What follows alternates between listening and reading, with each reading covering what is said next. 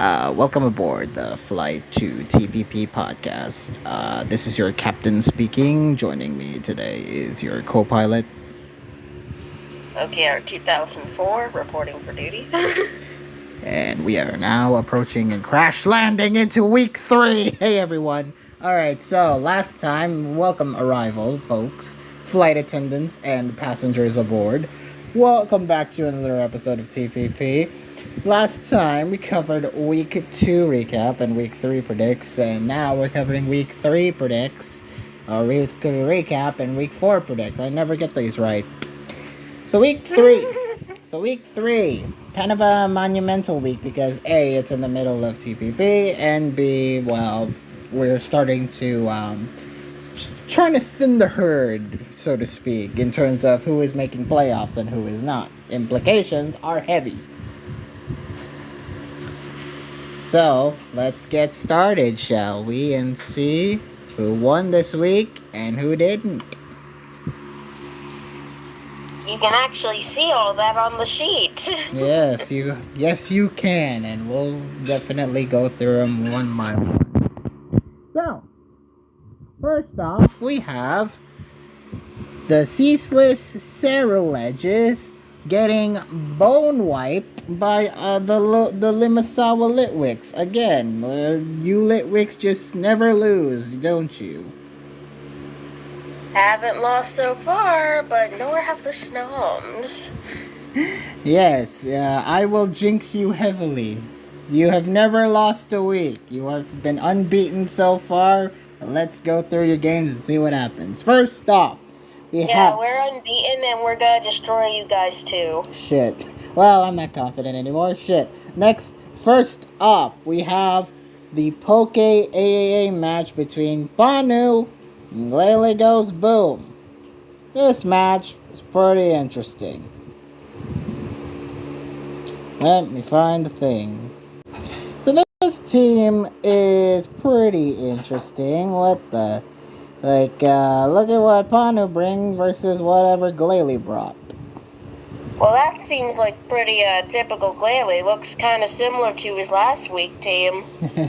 He likes abusing the Grim Snarl setups, as far as I'm concerned, along with Reggie Drago, Ursaluna, and newcomer Titan. Panu looks to have pretty standard ass Poke team. So going through this game, Glalie survived the beginning. Reggie Drago surviving a pixelate boom burst coming from the Scream Tail, and getting to explode against Gliscor, dealing quite huge damage actually, to the 76%. Glalie really did go boom. Glalie did go boom, but did it win him the game? No, because Titan... It didn't kill anything. Titan set up nicely with the belly drum and reflect. However, the Keldeo had Vacuum Wave, which kind of ruined Glalie's momentum, as he couldn't really... Specs Vacuum Wave. As he couldn't really, get going with that Titan and that Reflect and Belly Drum setup. Yeah, it kind of just died the Vacuum Wave. Yeah, it kind of just died the Vacuum Wave, so... Panu then pressed on, tanking the Poltergeist's stored power with Iron Shreds, whatever that ability is, probably AV.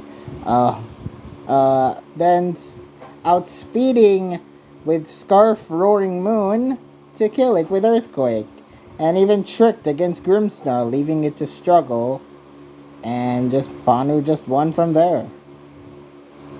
Panu literally 6-0'd if Glalie didn't forfeit.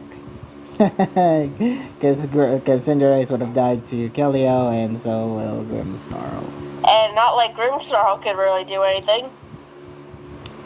Yeah, it was struggling. It struggled because it was tricked, thanks to Assault Vest. Yeah, good shot by Panu, proving to be one of the most dominant Poke players in this pool. Hasn't lost a week yet, as far as I'm concerned, so this one should be easy strolling from here. He's running a gauntlet of sorts, and he's really got only one threat, I'll put in quotes, left. Threat, wow. The confidence in you. Next up is Cam of Chaos, where Haha Gamer, aka the true L Taker, defeated TTT Tech. The reveal is there, folks. So, L Taker, they brought a pretty stally team. Well, actually, no. It was TTT Tech who brought TTT Tech who brought the quite the stally team, and that's why this is evident because the game went for how many turns in a long time. Let's see. 85 turns. 85 turns. While the L Taker kind of went for a little bit more of a hyper offensive variant with some bulk in the form of Slowking and Dirge, and Latias too. But yeah, this game was all pivoting, all pivoting and stalling right from the get-go, with L Taker starting to do damage around sort of the middle of this game, with Latias' Thunder Cage doing damage against Blissey and Slowking, who poisoned it in return. But after 61 turns, L Taker finally got the advantage by Iron Boulder catching the Blissey switch in and Headlong Rush for the kill, following up with the Latias getting killed by Reuniclus, but then Zero Aura comes in and just Oblivion wings it to death. And it was just after that, it was just a trade-off. It was just a trade-off kill fest for either of these folks. Where one side would kill him, will sack him on for another guy to be, to get killed by the next. Then the game started to get really, really close, though, towards the end. Zero Aura finally getting the final kill on Lopunny for the win. Any other thoughts? It was a close game. It ended up becoming very close after it started off very, very slow. So good on L Taker for going through that. The true L Taker took no L's here. The true W Taker. Why hasn't your name changed yet? Next up, we have one of your setbacks this week with Cyril beating Dreepy. Well, this game did not go your way, sadly, because of things that happened with this game. So you have both teams, by the way. Yeah, what? You have both teams, if you would care to look at them. I do have both teams, and things definitely happened, but things definitely also didn't happen, which in turn ended up being very, very clever for either of these opponents. So first off, we got Cyril going off to quite the start, actually. Cyclizar was beaten by Gyroball with the Stack Attacka, and Blossom, they couldn't hit for shit, because Blossom misses the Sleep Powder thanks to Cyclizar having safety goggles, and then dodged the Toxic. What? That's not why it missed. No, I was saying that the Sleep Powder did not hit because of the safety goggles. Didn't it miss? No. Or... The Sleep Powder? Okay. Yeah, it was did the safety goggles, okay. Yeah, but the miss happened when the Blossom got dodged the Toxic as Cyril was going for the Quiver Dance. Yikes.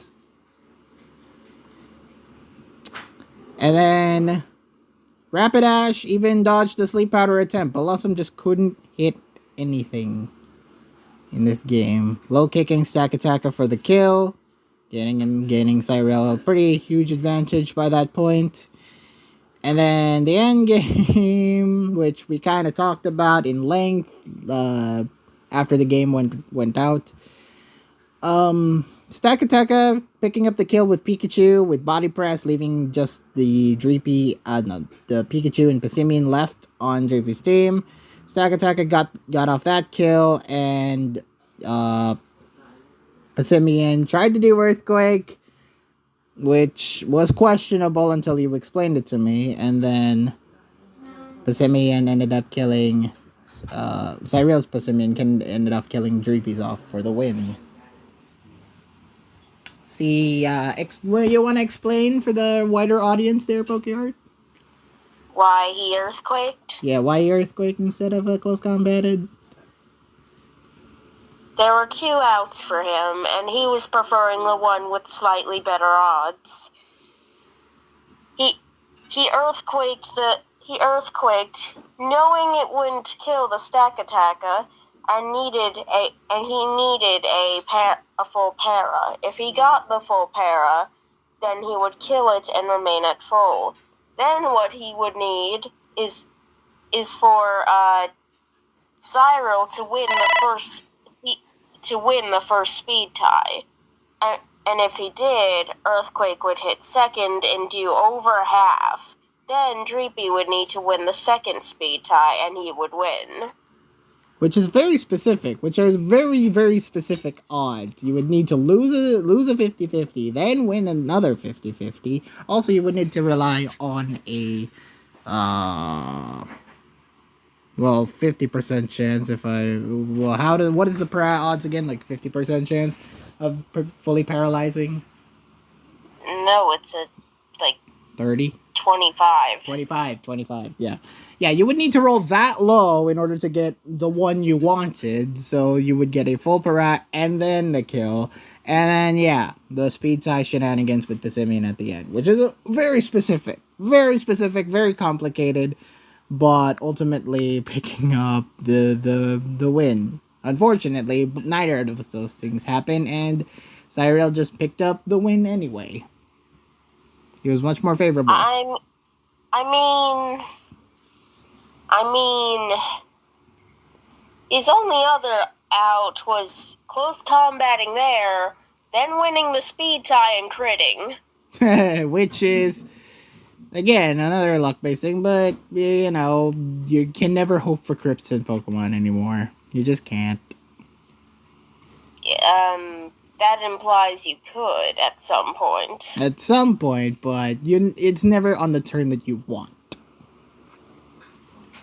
Anyways, a main problem with this game is that Dreepy misplayed turn 1. I understand why he went for taunt, but it was definitely the wrong play. Yeah, he didn't need to sack the Cyclizar. He didn't need to try to taunt it. Maybe he was expecting like an Iron Defense or a Curse, which I get, but no. No, he was expecting rocks, I'm betting. That too. Because if you're leading a stack attacker, that's an understandable thing to lead if it has rocks, you know, rocks lead. Yeah, rocks lead, or, you know, a setup maybe, or a setup in my case, because setups tend to do well as the thing would imply. But, you know, it's fine. See, it was understandable. I'm thinking Cyril led with stack attacker because he might have expected the Simian lead from Dreepy. Which is fair, I guess. Because if he,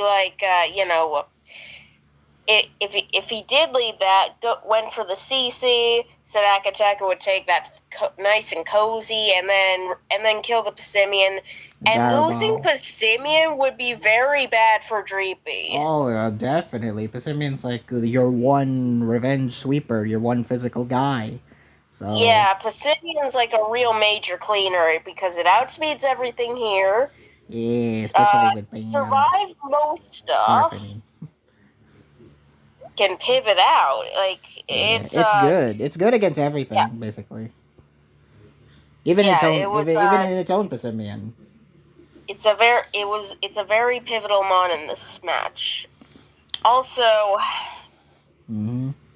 as you can probably see from the teams, Dreepy brought room service, trick room, stack attacker. Room service. It's odd, but you know, I get it. I get it too, but me and you were both of the opinion that Chopo is always the better bring here because there's a goddamn Passimian. Yeah, I would also, Yeah, Rapidash room learns service is low nice, kick. but it begs to go for the safe option and go for Choppleberry. Yeah, that's why Also, I Focus was Blast. more of a fan of it. It's safer. Also, a Focus Blast on Cyclizar and Rapidash has low kick, so yeah. What? I'm kidding. No. Focus Blast Cyclizar doesn't exist. What am I talking about? It does not learn that. Have you seen its special pool? It's not very good. I was thinking another mon, but yeah. Rapidash having also low kick. Speaking of special pool, Cyclizar, actually both Cyclizars in this game ran Mudshot. Which I get too, like Pikachu and Rapidash, or No. What? That's not for them. But there's a goddamn stack attacker right there. too, like low defense. I get it. Low special defense. It's double weak to ground. What do you think it's there for? It's not there for Pikachu. Yeah, I would expect it for Pikachu. I would expect it for Pikachu. It's not there for Pikachu. Does it even kill Pikachu? I mean, Yes. a Mudshot from Dreepy's might kill a Pikachu. It probably does, actually. Like, Dreepy over here is running a 252 special attack Life Orb. Cyclizar, I believe. Yes. Basically, yes. And let me tell you, Dreepy had two better options for a turn one in this game that would have, I think, won him the game. Which is? One, he either switches to Bellossom. I don't think that really guarantees he wins the game, but, like, it certainly would have allowed him to keep Cyclizar, and that could have been quite useful later. Mm-hmm. Or two, he keeps Cyclizar in, goes for the Mudshot, it's Life Orb, max special attack, it's doing a lot. It's gonna do a ton. Yeah. It's gonna nearly kill the damn thing. Yeah. Which would then leave it low for later, which wouldn't allow it to kill anything else. Like, Pikachu would have just killed it. Yeah. Alright, yeah. And then Dreepy would win with Pikachu plus Pass. Yeah. So Oh yeah, did you notice Dreepy brought Upper Hand Pikachu to deal with the priority from opposing Pikachu? Which is an odd choice, but I get it. No, that actually worked. Yeah, somehow it worked. Worked. Somehow it came into play, yeah. But his Passimian had Upper Hand too, by the way. Which is, again, what the... Why? Why would you, like, fake out? Why would you, like, pressure fake out? Or something, I don't know. I'm not... I mean, that our Pikachu was definitely running E-Speed and fake out or something. Why not have something that guarantees you stop the fake out / E-Speed? That's pretty powerful here, I think. Okay. Fair play. Alright, next up, we have MG beating poor Irpachuza up in 2. And yeah, Despite the fact that Irpachuza had Shadow Tag in both games. Irpachuza may have Shadow Tag in both games, but, like, he got majorly unlucky. Especially in game 1. Unlucky? First of all, Goth... Don't you mean absolutely thrashed? Well, there were some unluck moments. First of all... Okay, point them out as we go through it. First of all, Gothitelle got paralyzed, allowing Clefable to just safely kill it with Moonblast. Chimecho followed the similar path as well. Getting knocked off, getting Moonblasted, getting fully paralyzed, and just unable to just get anything against Clefable. Okay, yeah, there was a couple pairs here, that's true, but, can that thing heal? I don't think it can heal, so I don't think it matters that much. Chimecho? No, Gothitelle. Gothitelle? Probably not. It's probably Scarf or something. What? No, it literally Oh, calm minded my lefties. Lefties, sorry, lefties. I wasn't paying attention clearly. Yeah. But MG used another psychic type to absolutely sweep through Irpachusa, that being Lugia, who calm-minded against the Palafin, attacking the Jet Punches very well and recovering nicely, setting up with calm Let me mind, remind you, unaware plus multi-scale, Lugia. which is absolutely thrashing, and like I said, he utterly thrashed poor Irpachusa in this game. We have Lugia just calm minding the 6-0, while Annihilate over here is trying to set a bulk up, missing the gunk shot, and yeah, getting absolutely blasted with Aeroblast. So yeah, that was game 1. That was just game 1. Game 2 happened, and MG again bringing something okay, fairly weird, but okay. Wait, did you mention in game 1 that the funny thing about how you know how Rage Fist works, right? Yes, I do know how Rage Fist works. So it's funny. The Lugia has unaware shared with it, so like all the boost annihilate baz, they don't matter. And so how do you deal with the Rage Fist thing? You just don't hit it. You just set up the whole time. So he was perfectly content to just sit there and set up. It's not like Gugshot was really doing very much either. And it missed. It missed against the Lugia at one point.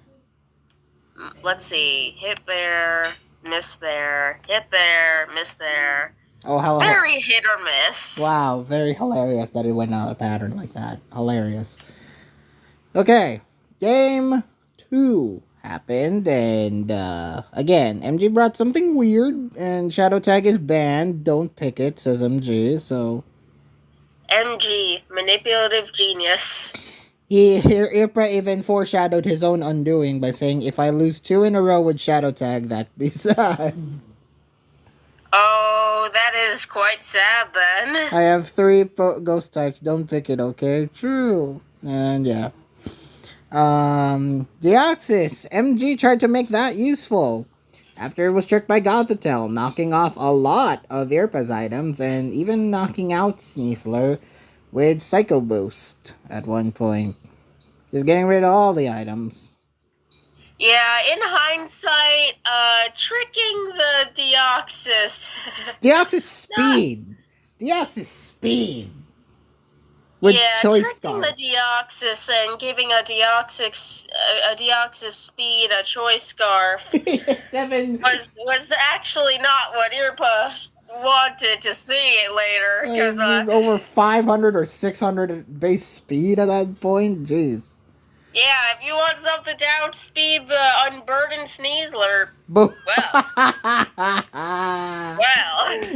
thanks for providing it, Irpa. You literally Thanks for screwed providing yourself. it, buddy. Yeah, you literally screwed yourself over with that one. Jesus Christ. Yeah, let's see how much speed it had. Let's see, 342 times 1.5. Yeah, times 1.5. So it's like 500 something. 513. Yeah. It's not a good idea to absolutely try to out the friggin' choice scarf at Deoxys speed like that. Well, poor Sneasler had, let's see, 221 times 2, 442. So yeah, bad idea. Bad idea right from the get-go, Irpa. Really came back to bite him there, yeah. Then Irpa tried to use Dragonite to D-Dance Outrage kill, beating the Floatzel. However... Too bad for that poor Dragonite. Floatzel outspeeds it even after a D-Dance. Wait, really? It does? Yeah. Take a look at Dragonite speed here, then times that by 1.5. Oh, rip. Floatzel is just that fast. Well, that, and D-Knight's just really slow in Rans because it's low-leveled. It's low-leveled, rip. Yeah, then Scovillain then tank the D-Dance hits. The Outrage hits, I mean. Just activating the weak armor and subbing in against the DNC switch-in, beating Dragonite, and Leech Seed stalling the rest of Irpa's Mons, sweeping the rest, Flamethrower, and winning the game. Just MG just doing MG things. With Yeah, Scoville. I gotta say, weak armor was really nice here because it allowed us to be, because like especially for Scoville, it was very nice for Scoville because it just allowed the thing to outspeed everything, guarantee get sub up, guarantee get everything it needs. Like MG just abusing speed at this point. MG's just abusing speed. Oh yeah. Wait, come to think of it, MG abused speed all this game. This entire game was MG just abusing speed. Poor speed. Poor the stat of speed. He didn't need to power up this much, but MG literally just said, "I am speed," and boom. MJ literally just said, "I am speed." Boom. That's it. MJ is speed. You know, unfortunately for Irpachusa, his Gothitelle didn't have Psychic Noise this time, which would have actually been good against that Scoville because it goes through sub and prevents it from healing. Kind of OP. Didn't have it. Yeah, kind of OP, but yeah, it's unfortunate that he didn't have it. A sad day. A sad day to be Irpachusa, losing with S-Tag twice.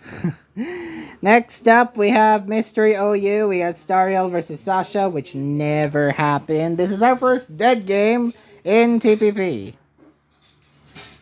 Would you believe me if I told you it was Stariel who suggested it? Because they lost. Because they lost the week. Yeah, but still, like, you would think they'd at least try to, like, lose less badly. Wow. Well, the next game certainly wasn't a good indication of that statement because Lions beat Hugo in Gen 3 Ori Coliseum in 2. With luck!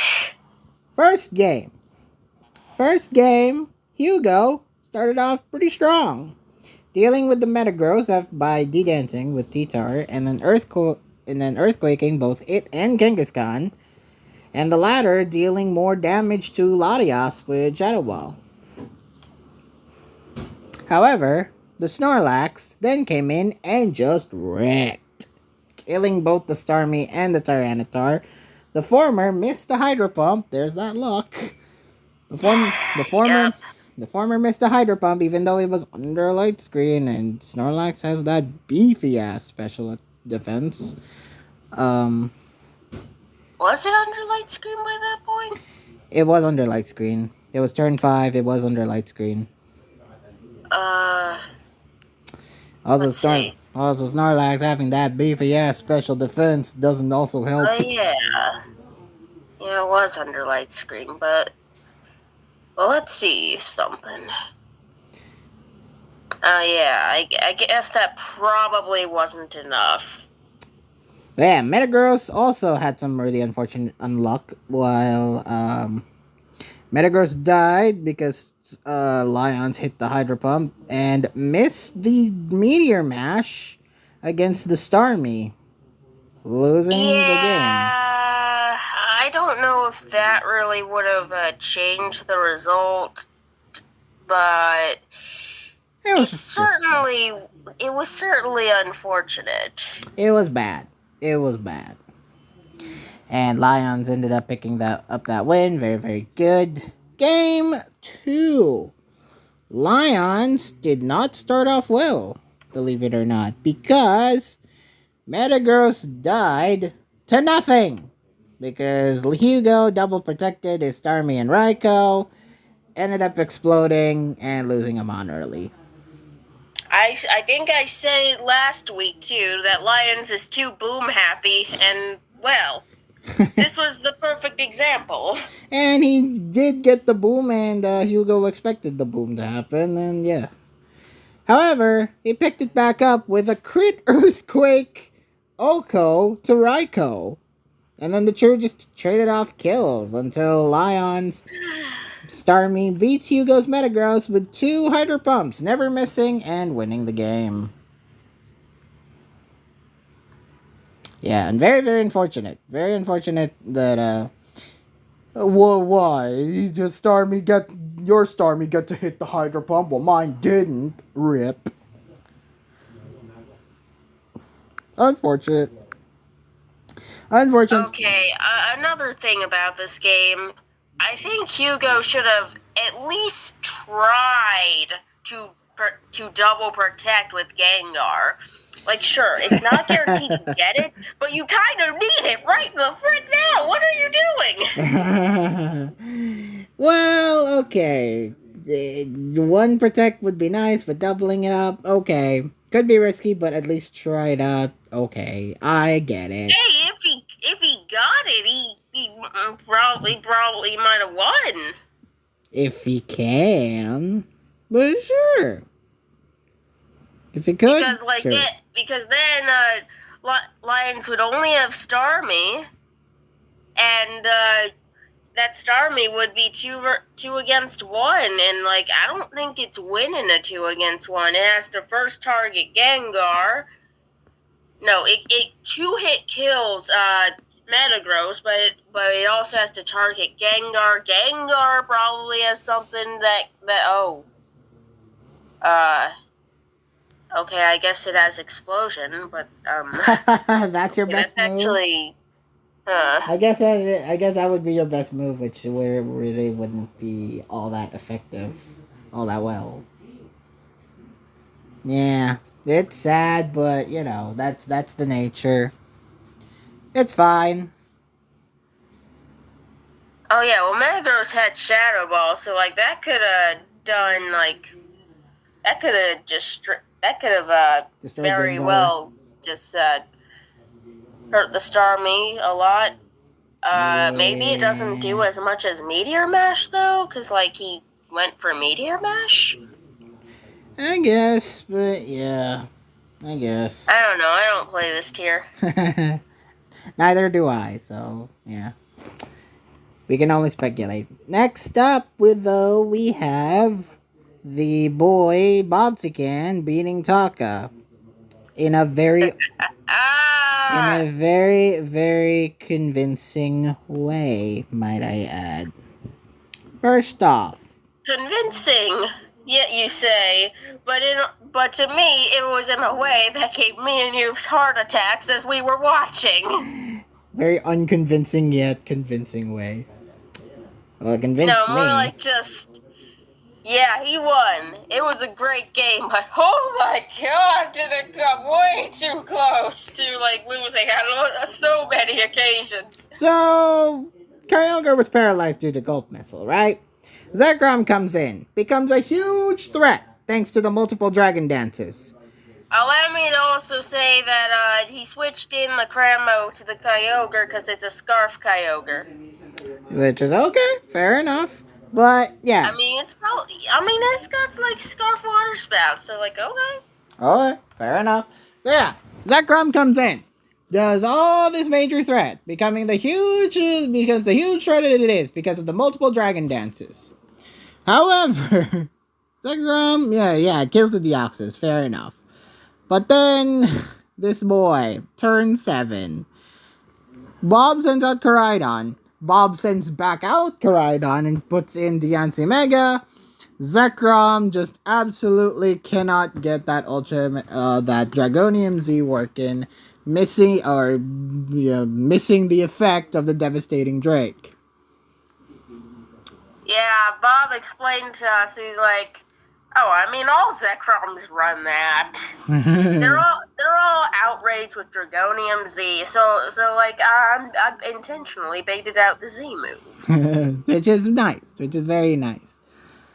I mean, he's got 2 fairy types on his team, so he may have wanted to get him. So one of his goals may have been to get Taka to use Outrage. Yeah, I guess to do good damage against the freaking Koraidon. While also simultaneously just trying to chip it little by little. And it chipped by little he did, because Cramorant did the Gulp Missile, did damage to it, not paralyzing it because it's not an electric type.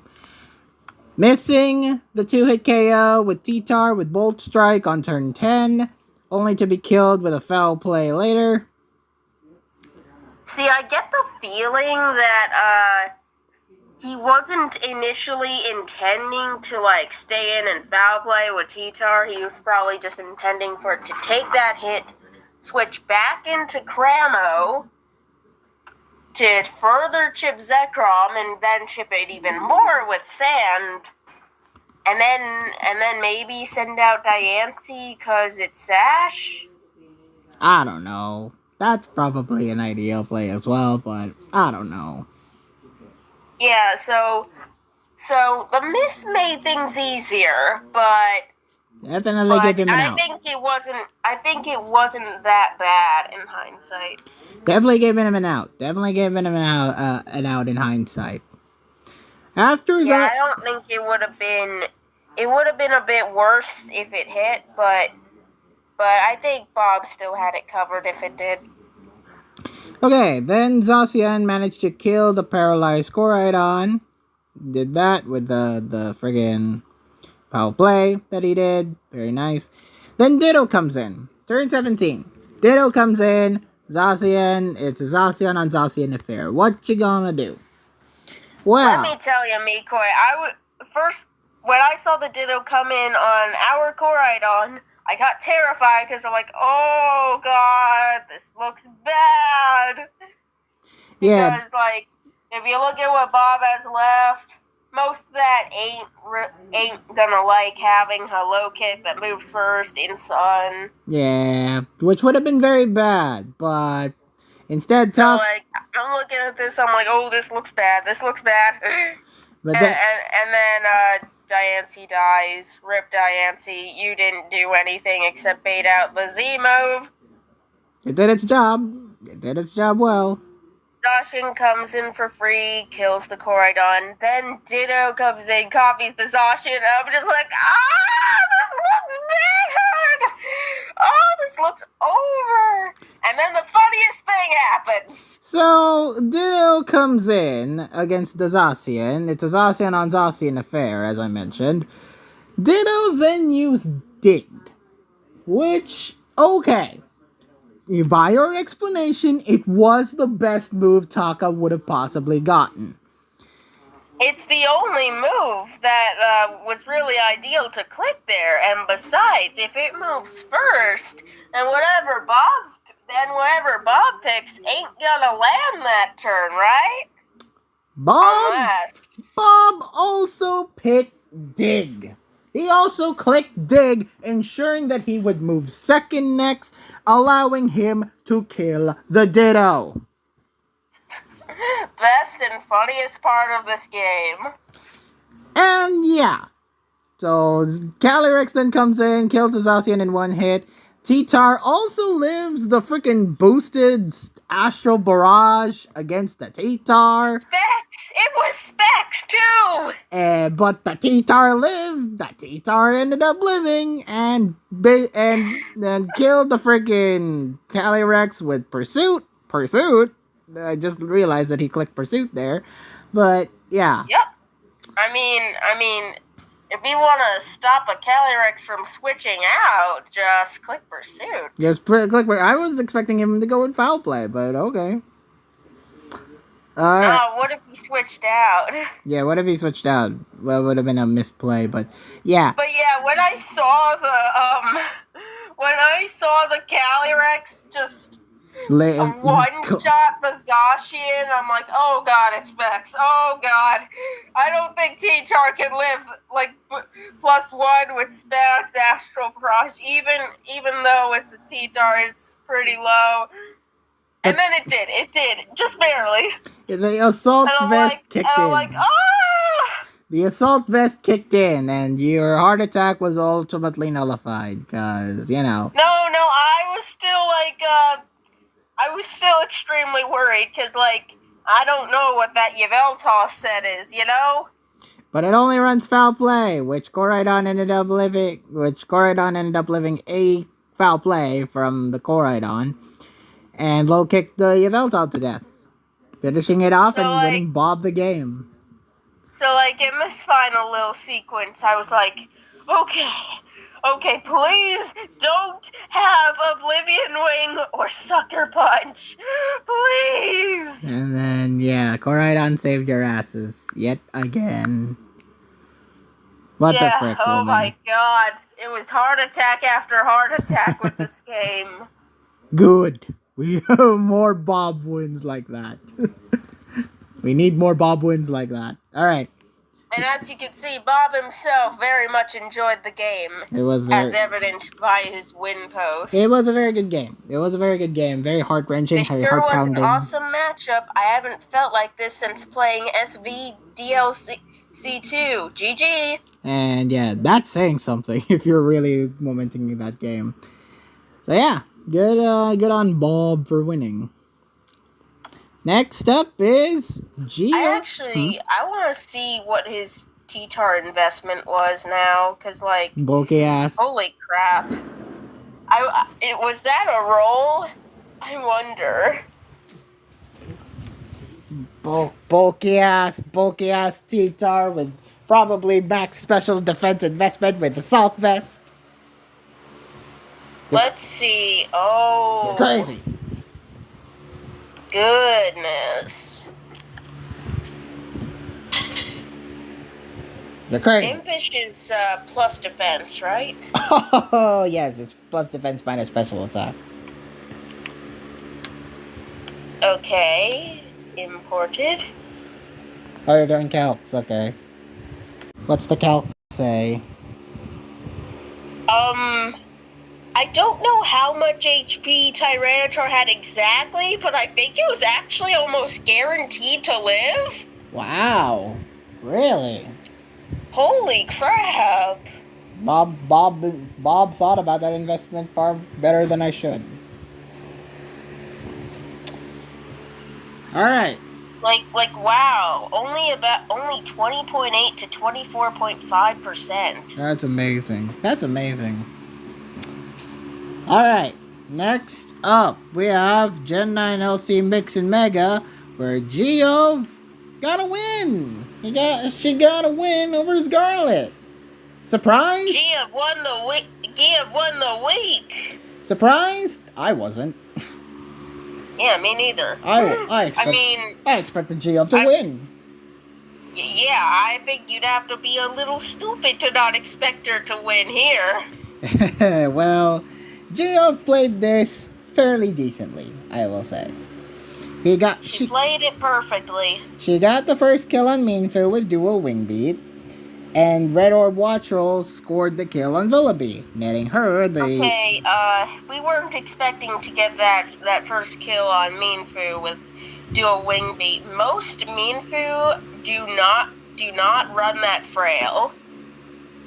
Do not run that frail, really? Yes, most Meanfu are ran with some bulk, Eviolite. Eviolite, yeah. Speedy bulk, whatever. Yeah. And usually dual wing beat is a 2-hit KO. As in, like... you know what I mean. Yes. 2 hits doesn't kill it, normally. Yeah. I get you. Yeah, normally it's like 3 hits. Like 48, something. No, it's usually like 30-something. Oh, right, because this is other Meanfu. Right. Yeah, but yeah, as you can see, that one just dropped dead, which, good. That's pretty good. I mean, that's a good start for Geov. And that's following it up. Start. Following up with the Vullaby losing to the Red Orb Watch Roll. Then Geov just continued the momentum pretty well. Sandshrew Lola beat Stunky after it tanked the Sucker Punch. Diglett using Venusaurite to tank Sandshrew's Ice Shard, which was very nice. Yep.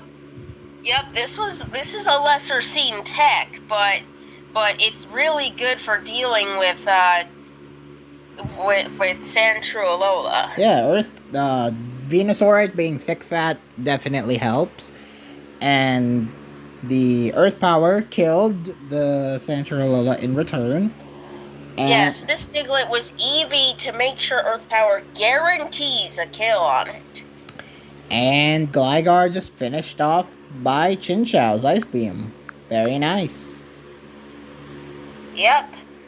So like, me and Yoru was like mostly in charge of her, of Geob's prep. Yeah. Like, me and Yoru were chatting a lot while watching the game, and he was just like, yes! Yes! Playing perfectly! You're doing everything right! Sure. And I'm like, wait, doesn't she lose if the Gligar is like Scarf or something? And he's like, shit. Yeah. But yeah, thankfully it wasn't.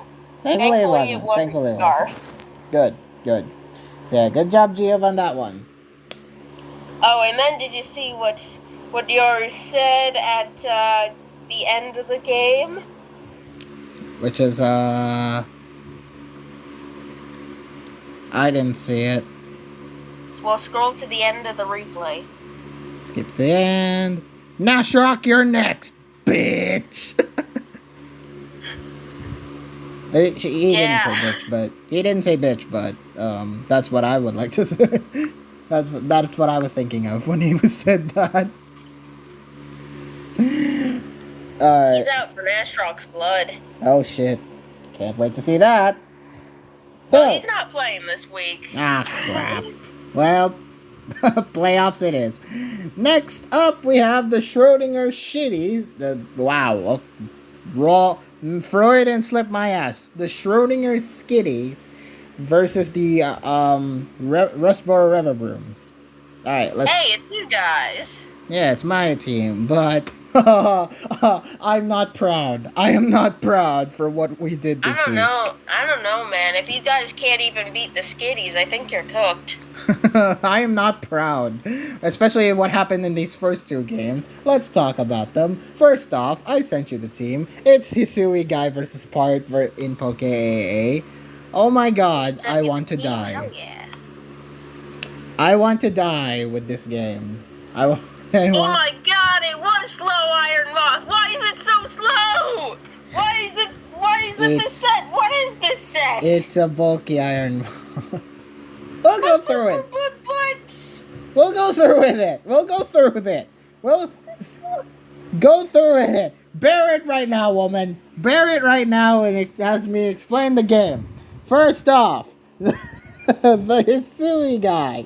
Actually, the Iron Moth didn't even come to play really well because it would just die to a Volcanion switch in with Earth Power. This thing is slower than a Volcanion! What was Mark thinking? I don't know. Ask them. They're the builders.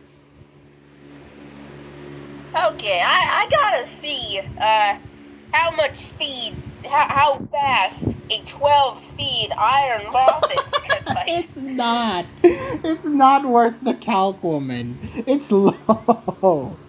I just take the base slow. Calm nature too. Oh my god, it's not even plus speed. I mean, come on. Do you expect anything else? Yes. Really shot myself in the foot with that one. Oh my god, it's 259 speed. It's bad. It's bad. It's bad. I know it's bad. So, yeah. Then, the thing that made Part and I go, fuck, this is unwinnable now, was when Part, well, let's see. Let me scroll to the game. Oh, here. Okay, yeah. Here. Volcanion's max speed is 262. Here. Oh my god, it was a max speed Volcanion and Under damn speed. near min speed Iron Moth, so it just died. Oh my god. Alright.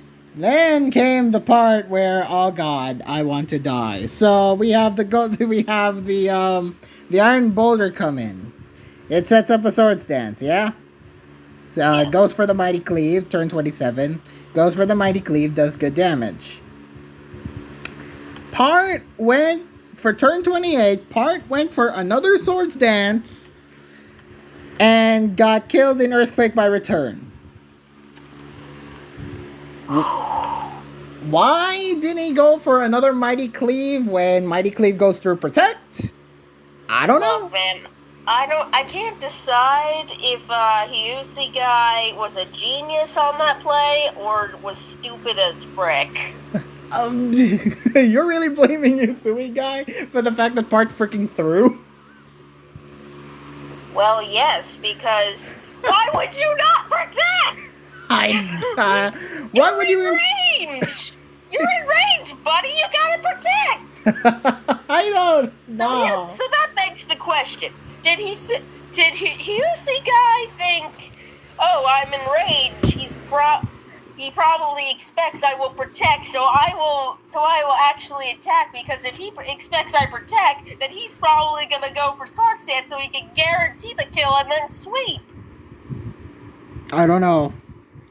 I don't have the answers. Like my brain literally went shut off mode after this because I wanted to die following that.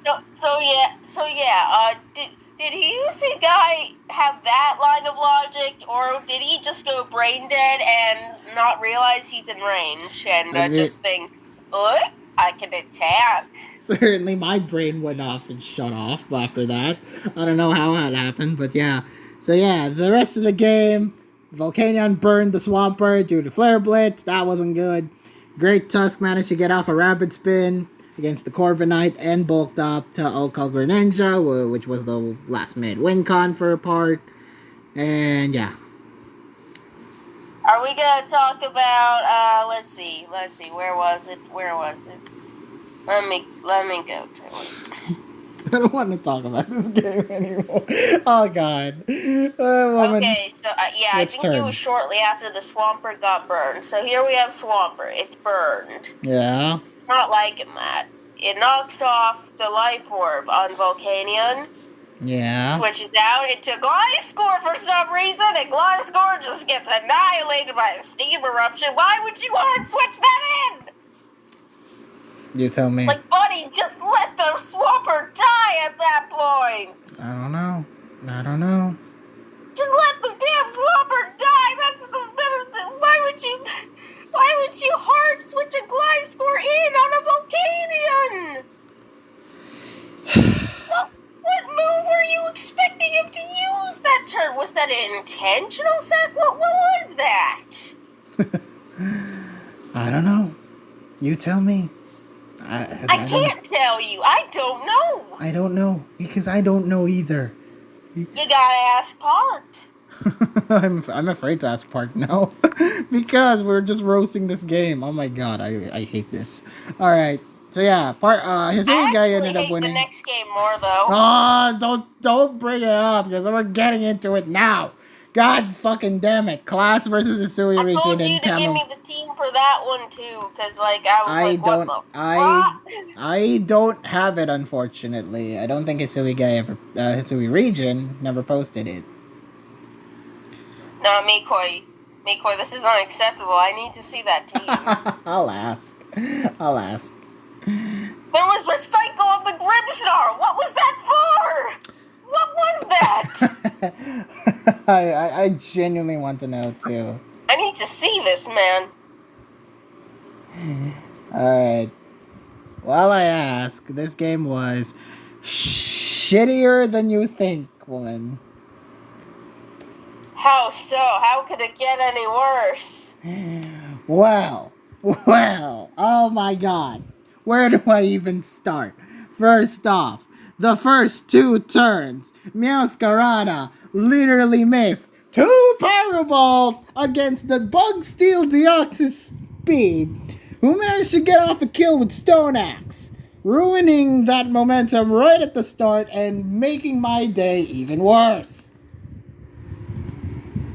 Yeah, I mean, it would have just straight up killed, and no rocks would be up if both of those hit. And then, Class then continued the momentum. The Zeraora killed the Ursaluna with Oblivion Wing. Why did he stay in on that? I don't know. They literally all run that from what I've seen. From what I've seen, yes, they all and then he run that reveals too. the Ghost Steel Hoopa. I'm like, why did he just switch into that? And then he actually switches it in and it just dies to a knockoff. I'm like, oh. Yes, Hoopa died later afterwards.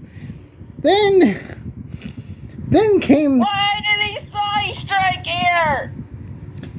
The game, the brain dead play that I literally want to die after this.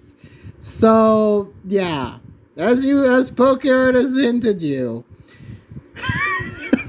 the side strike onto the side strike into the freaking Grimmsnarl on turn 10. So set up the light screen very nicely for him, resisting all of Zeraora's attacks. Scizor then picked up the rest of the kills with Aqua Jet. Wait, you didn't mention the side strike. I did mention the side strike very loosely. I didn't want to mention. Yeah, but like you need to not be so loose about it. Zeraora, Mew side strike. It doesn't affect Grimmsnarl. There. And then it uses another nasty plot. So like now it can just spam Oblivion Wing, right? Well, the light screen was up. Yeah, but like, why would you do anything other than spam Oblivion Wing, right? Because you want that sweet HP back, right? Right. And then the Caesar comes in. It's Water Dragon. EU Steam Eruption.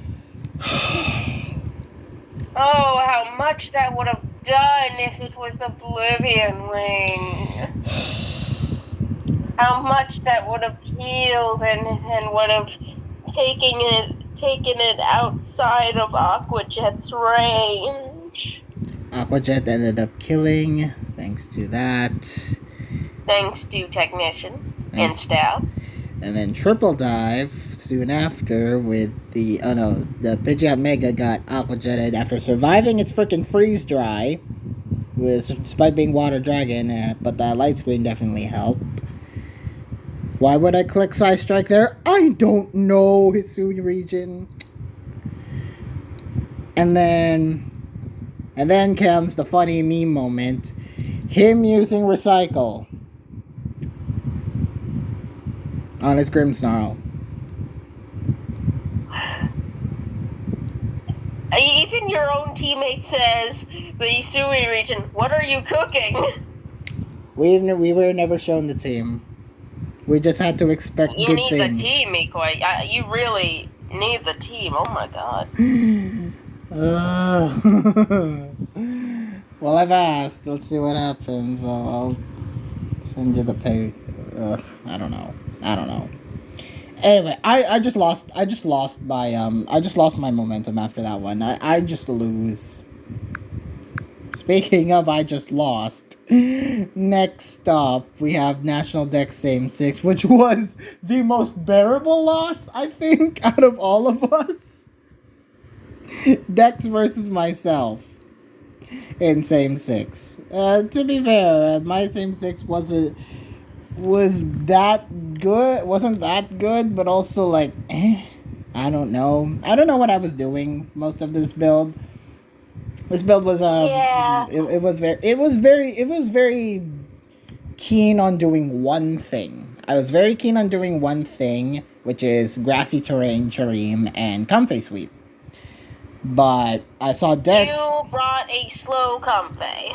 I did bring a slow Comfey, which was ultimately my undoing.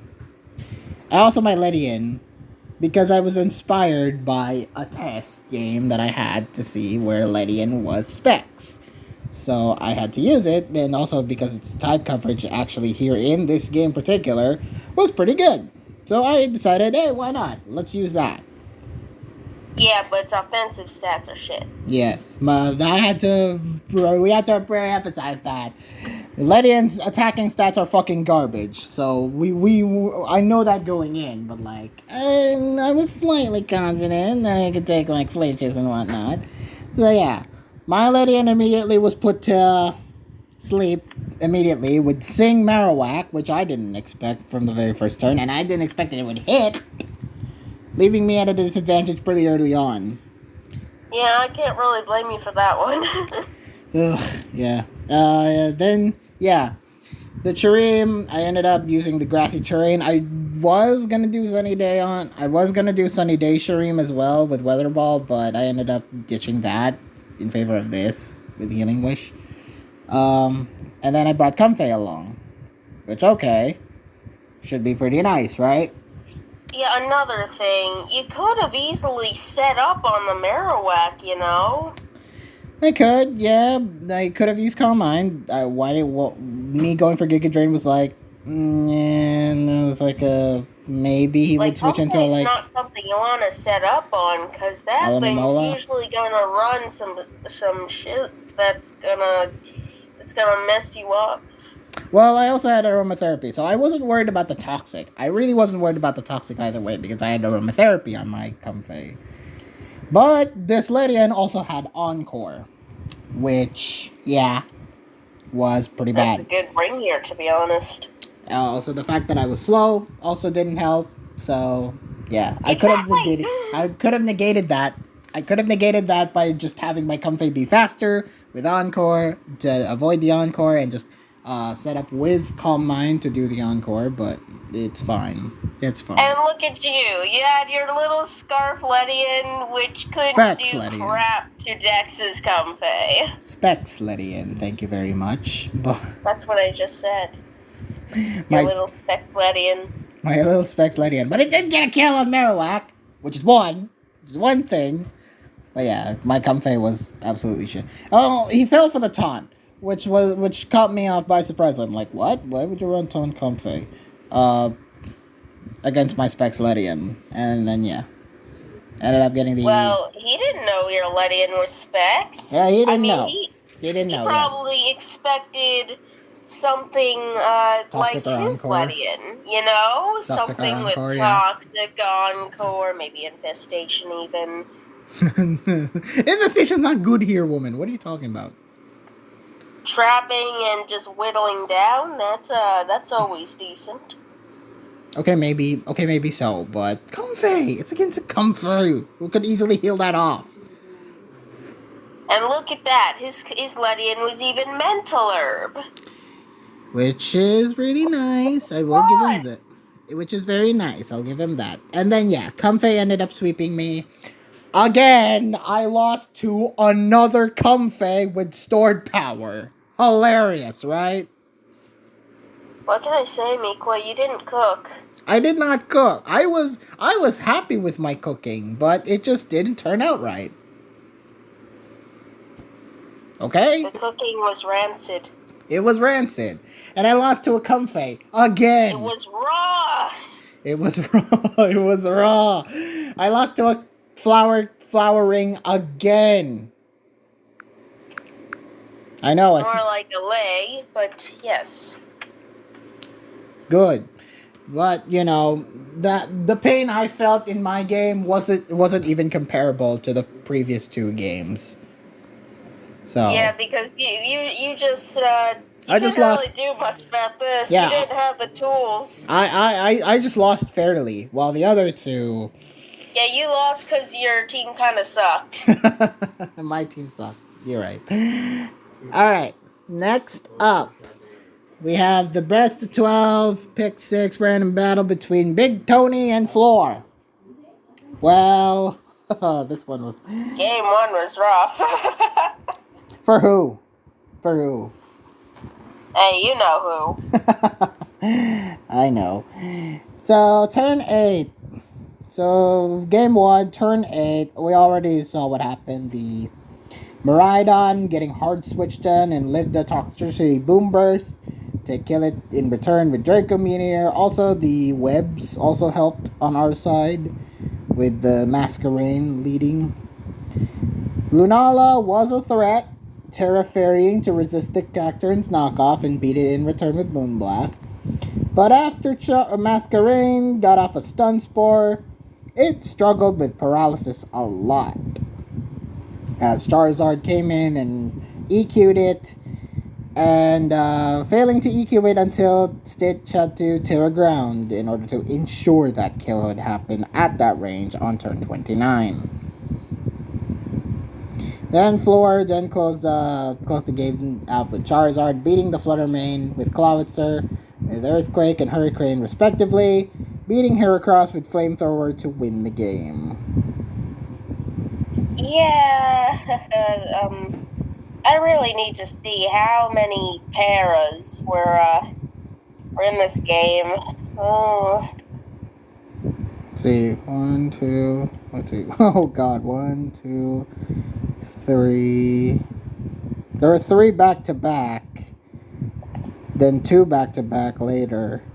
Then another one came after, and then another one came after. Let's see, 1, like 7-ish. 2, 3.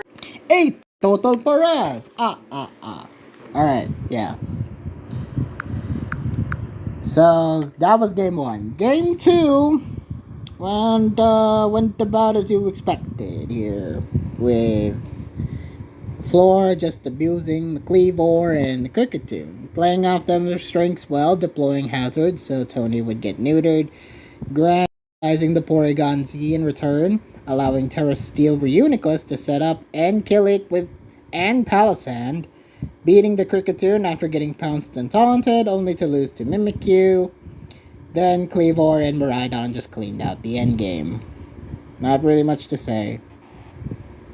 This game was also a little para-happy, I think, right? Because Grand Bull ended up paralyzing Porygon Z. And Slowbro. Slowbro was also kind of affected. I find it funny how they both brought Cricketune. It's a good web setter, okay? It's a good web setter.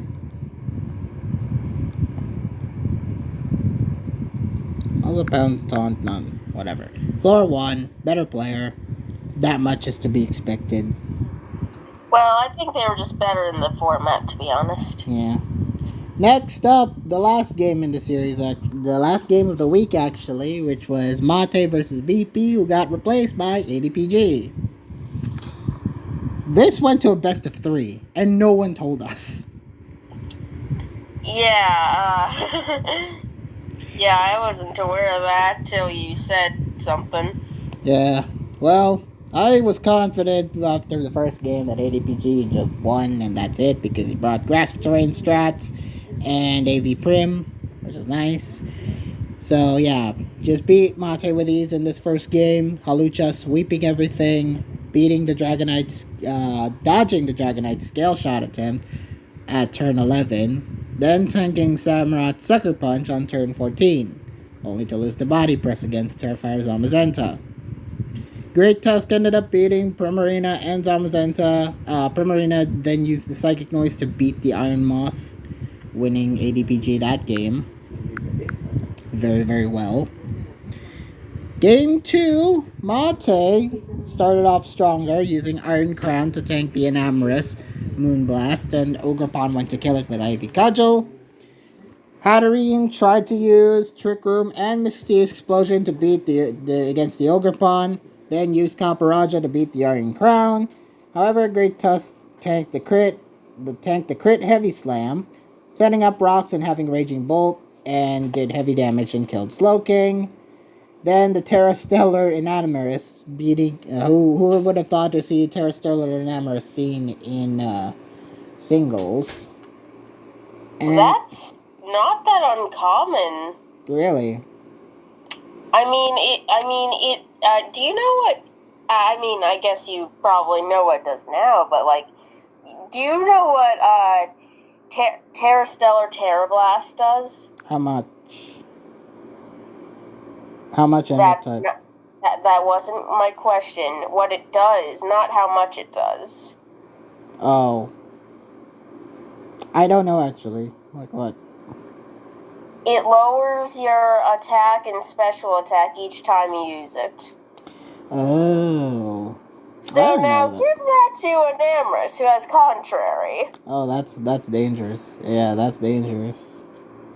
Mm-hmm. And it's a neutral attack against everything. Yeah, that would be a dangerous set. So yeah, bring stellar type Enamorus with Terra Blast. Game 3 went about as expected. ADPG was getting off the webs off for Bombi. Iron Moth got to substitute and kill Volcanium with Switch Wave. Goldango killed off the Zamazenta. Iron Moth killed Scizor, managing to tear ground, and Oko Great Tusk with the forfeit win. Hell, ADPG didn't even know what to do. ADPG didn't even have a clue that, his internet may have disconnected. No, he freaking rage quitted, dude. Maybe he did disconnect. We'll never know. Well, he said LMAO after the Great Tusk grounded and then just left. Yeah, it does sound like a rage quit, but we'll still never know. We'll take it. I mean, we'll take it. It's our win, so. Good job, ADPG, on that one. Next up, Gen 3 RA Coliseum, we got Ninja Snapple versus Yuki, and Yuki actually win. Hooray! It was in 3, but hooray. GG, pal, he said. Well, one of the interesting strats that Yuki brought was Shedinja, which was very, very well utilized here in this first game. Beating Zapdos after being paralyzed, being useful after Metagross exploded, and killing Swampert, beating Marowak, and just being immune to all of Snorlax's possible attacks. It was quick, it was Shedinja. Game 2 happened. Yuki's Tauros failing to kill the Oko, the Zapdos, who killed it with Thunderbolt and in turn 1, leaving Shedinja to kill it with Shadow Ball. Then Metagross double exploded, while Snorlax protected and Yuki only managed to chip Ninja's Metagross, while Ninja's killed a low health Zapdos in return. Then Marowak had to deal with the Shedinja with Hidden Power Ghost, winning the game for Ninja Snapple. And then Game 3, which saw a fun strat. A really fun strat. Which I believe was used by Nico Lossi in week 2. Yes. But with different mons. The different mons this time, though. It was the Swagger Latias with Persenberry partner. This time it being Shedinja. It paid off here. Killing Snorlax within power fighting. Tauros earthquaking Marowak and Metagross for the kill. Yuki just had a fun time with this one. And I'm very proud. Looks like it. Yeah, fun time. Fun time is all, and I'm very proud for Yuki on this one. Good win. Good win. What was not what was a terrible loss is not Dex Ubers minus obtainable forms. We have Glory beating Penter. Well, how did this happen? Yeah, good God. How did this happen? Well, things happened. First off, Glory, Okoing Yveltal with a D-Dance boosted Searing Sunray Smash. You never see Ultra Necrosium Z carry that nowadays. Now do you? I like myself running it in Gen 7 Ubers, but this worked here in Gen 9 Ubers. Not Dex Gen Ubers. 9 net Dex Ubers with unattainable forms. Yeah.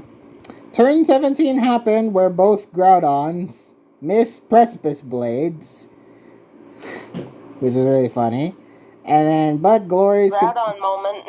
No, Pedon moment. Pedon moment. And Glory, average Pedon moment, Glory says. Groudon then pressed on Glory's and beats Penter's the next turn. And it being Scarfed, continued to outspeed the rest of Penter's Mons, winning the game. Yeah, that Scarf Pedon was really good into Penter's team, especially after Yveltal died. Well, yeah, Penter did note that Pedon is one of the mons he was afraid of, and look what happened here. Yeah, not only did Glory bring a Pedon, he brought a Scarf Pedon, and it absolutely destroyed. Which beat Calyrex and Zacian to amazing effect.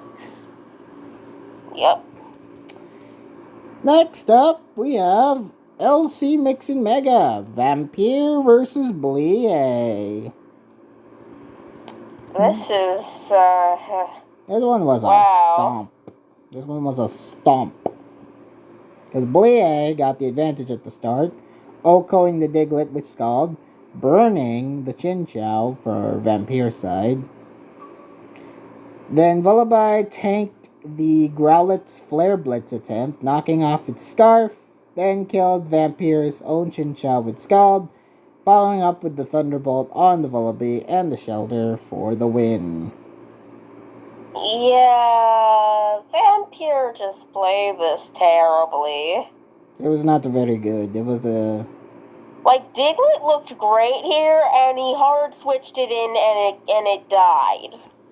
You think you want to save that Diglett for later, but hey.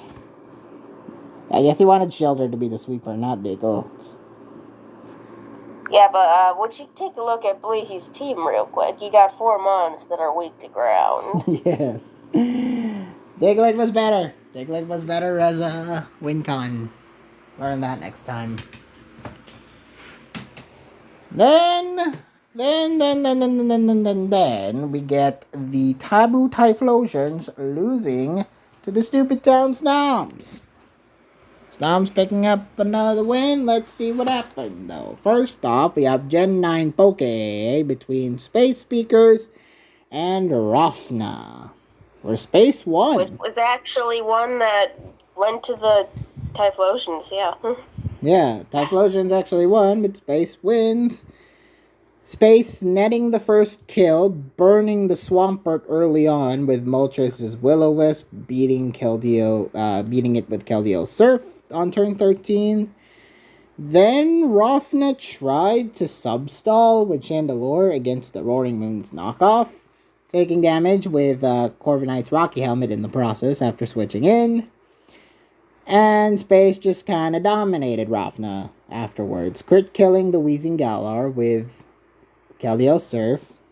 And Iron Boulder's Mighty Cleave did heavy damage. This is how you do Iron Boulder's Mighty Cleave part. Killing 2 mons on Rafna's team, Tinglu and Roaring Moon finishing off Monkey Dory for Space to win. Any other thoughts? Not really. Well, this one you're gonna even have less thoughts because this one was really, really short. Cam of Chaos. We have Aerobee versus the Dragon Master. Yeah, that was very short, like surprisingly short. Probably because Aerobee didn't actually bring Stall this time. He did not. Ursaluna was there, because Ursaluna was there, which was one of the mons Advata is actually, like, afraid of. Using that to score an OHKO on Roaring Moon fairly early on. Then Pidgeot paralyzing the Wo-Chien via the Zap Cannon, and beating Alamamola. The next. Getting paralyzed as well with Precipice Blades hitting, and Alamamola, yeah. Do not bring Stall, says Aerobee. Learn that next time, Camouflage players.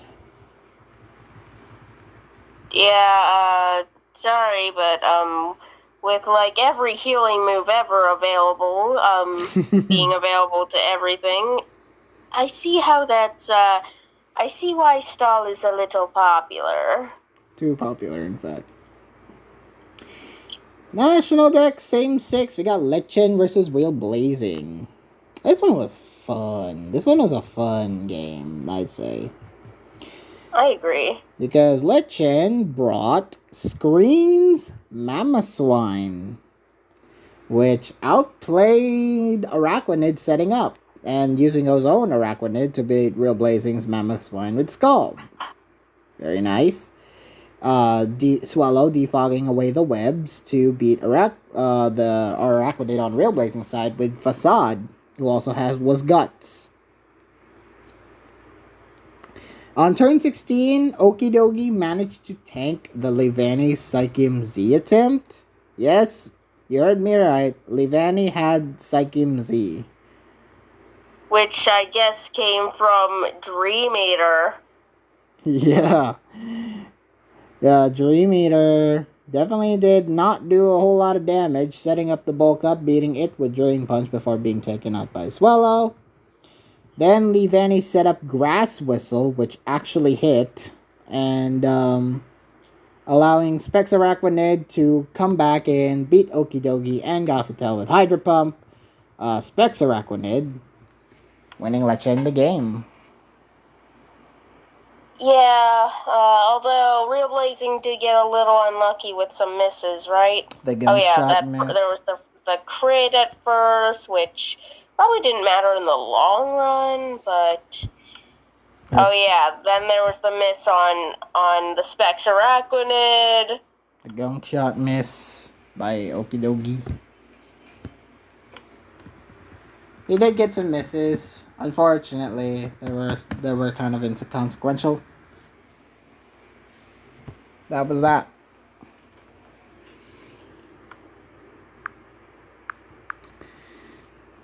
Alright, next up we have Best of 12 Pick 6 Random Battle. Best of 12. Best of 12. I'm never gonna not mispronounce that. Beta Thunder versus JB, which JB actually beat Beta Thunder in 2, no less. Yeah, what happened, Beta Thunder? Well, game 1, Arceus Ice happened. Arceus Ice with Terra Electric, which was a pain to deal with. If you're Beta Thunder, this was a pain to deal with. I'm of the opinion that Beta Thunder just played this badly. Because, like, really? you had a Volt Absorb Mon. Oh, you yeah. You had a Mon that resists ice. Yeah. Come on, man. Just switching it out with that. Also, yeah, use the Thunderous. If that Thunderous came in early on, it would have probably mitigated a lot of JB's attempts at using Thunderbolt. Yeah, he wouldn't. He would have had to switch up more. I understand why you wouldn't want to send that in, but like. You had numerous. You were like switching out. Articuno would have benefited, dude. You had opportunities. Articuno would have benefited, dude. Articuno would have benefited from that. Nah, Articuno was still screwed. Really? Even with Volt Absorb? I mean, it's not gonna beat this. Oh, it's not. Well, I guess. Pressure's also pretty good. I mean, all the boosts plus, Judgment Ice. Which it's neutral to, it's not winning that. I guess, yeah. Well, also Lugia coming in and... Also, wait, is it me, or did Beta Thunder pick a team of entirely composed of legendaries? Let's see, Pecharunt, Lugia, Thundurus, Articuno, Wo-Chien, Solgaleo.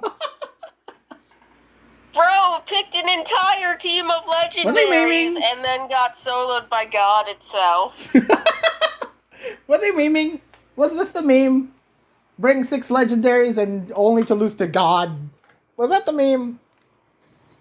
No, I'm sure that was not the meme. That, he was just, unfortunately, that's how it happened. Well, lost, so unfortunate for him. Only needed to switch out once. Volt Absorb came into play. Because Volt Absorb came into play, I thought he should have brought that earlier. Yeah, surviving the Lugia's boosted Aeroblast, beating the +6 to it, and killing it in return, netting the final kill on Wo-Chien to win JB the game. Okay. Then Game 2 happened, which saw Beta Thunder actually pulling off the stronger because he used Galvanize very, very well here. Golem Alola, Okoing the Azumarill was nice, getting to double edge kill it. And sharing that with Ambipom, who really abused it. Really abused double edge right here, killing the Galvantula. Then switching into Hoa, which shared Levitate from Bronzong. So it was nice, right? Beta Thunder actually it started doing nice.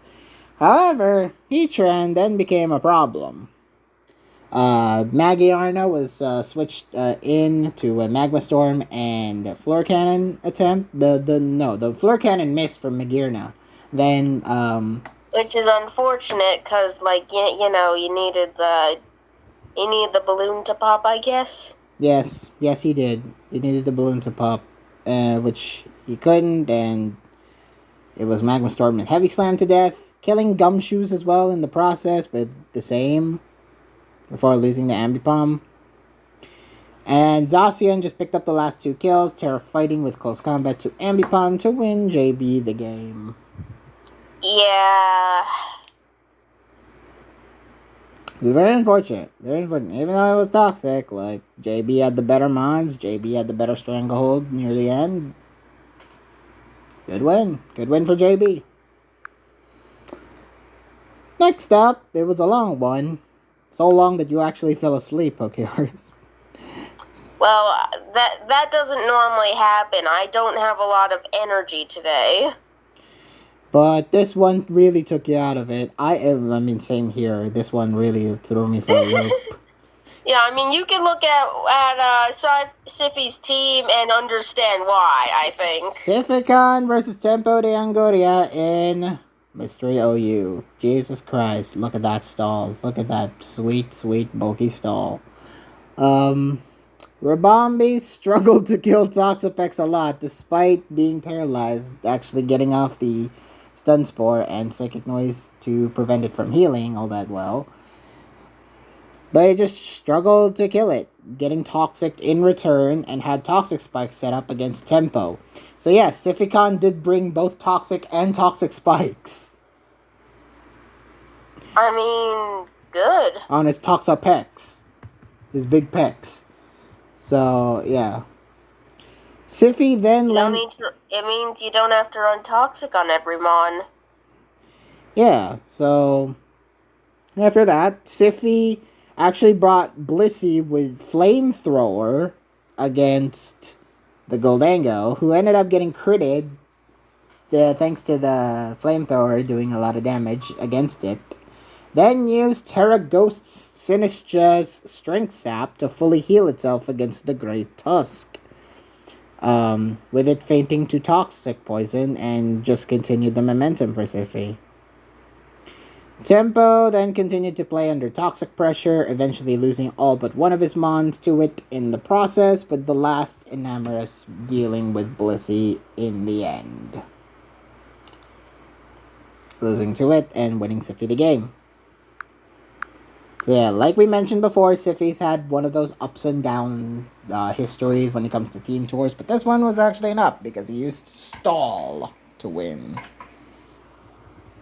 Yep. Next up, we have Gen 3 Ori Coliseum, which was supposed to be Senrose versus BLG Mario, ended up being Forforlom versus BLG Mario, which, if you're BLG Mario, you gotta feel, why did I have to get Forforlom? Yeah. And he beat him in two. In two, no less. And it wasn't even close.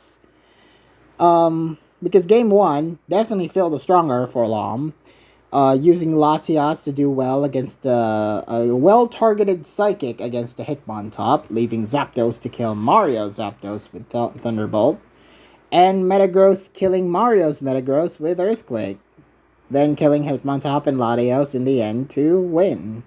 It was not a very close game 1. And I think game 2 was even quicker, right?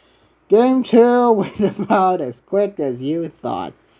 Because, my god, Tauros failed to get the kill on Zapdos, who in return killed it with Thunderbolt. That was also an issue from the other Ori Coliseum game that had happened, earning Mario kind of a slight advantage, though. However, Zapdos then ended up killing Mario's Metagross with Thunderbolt.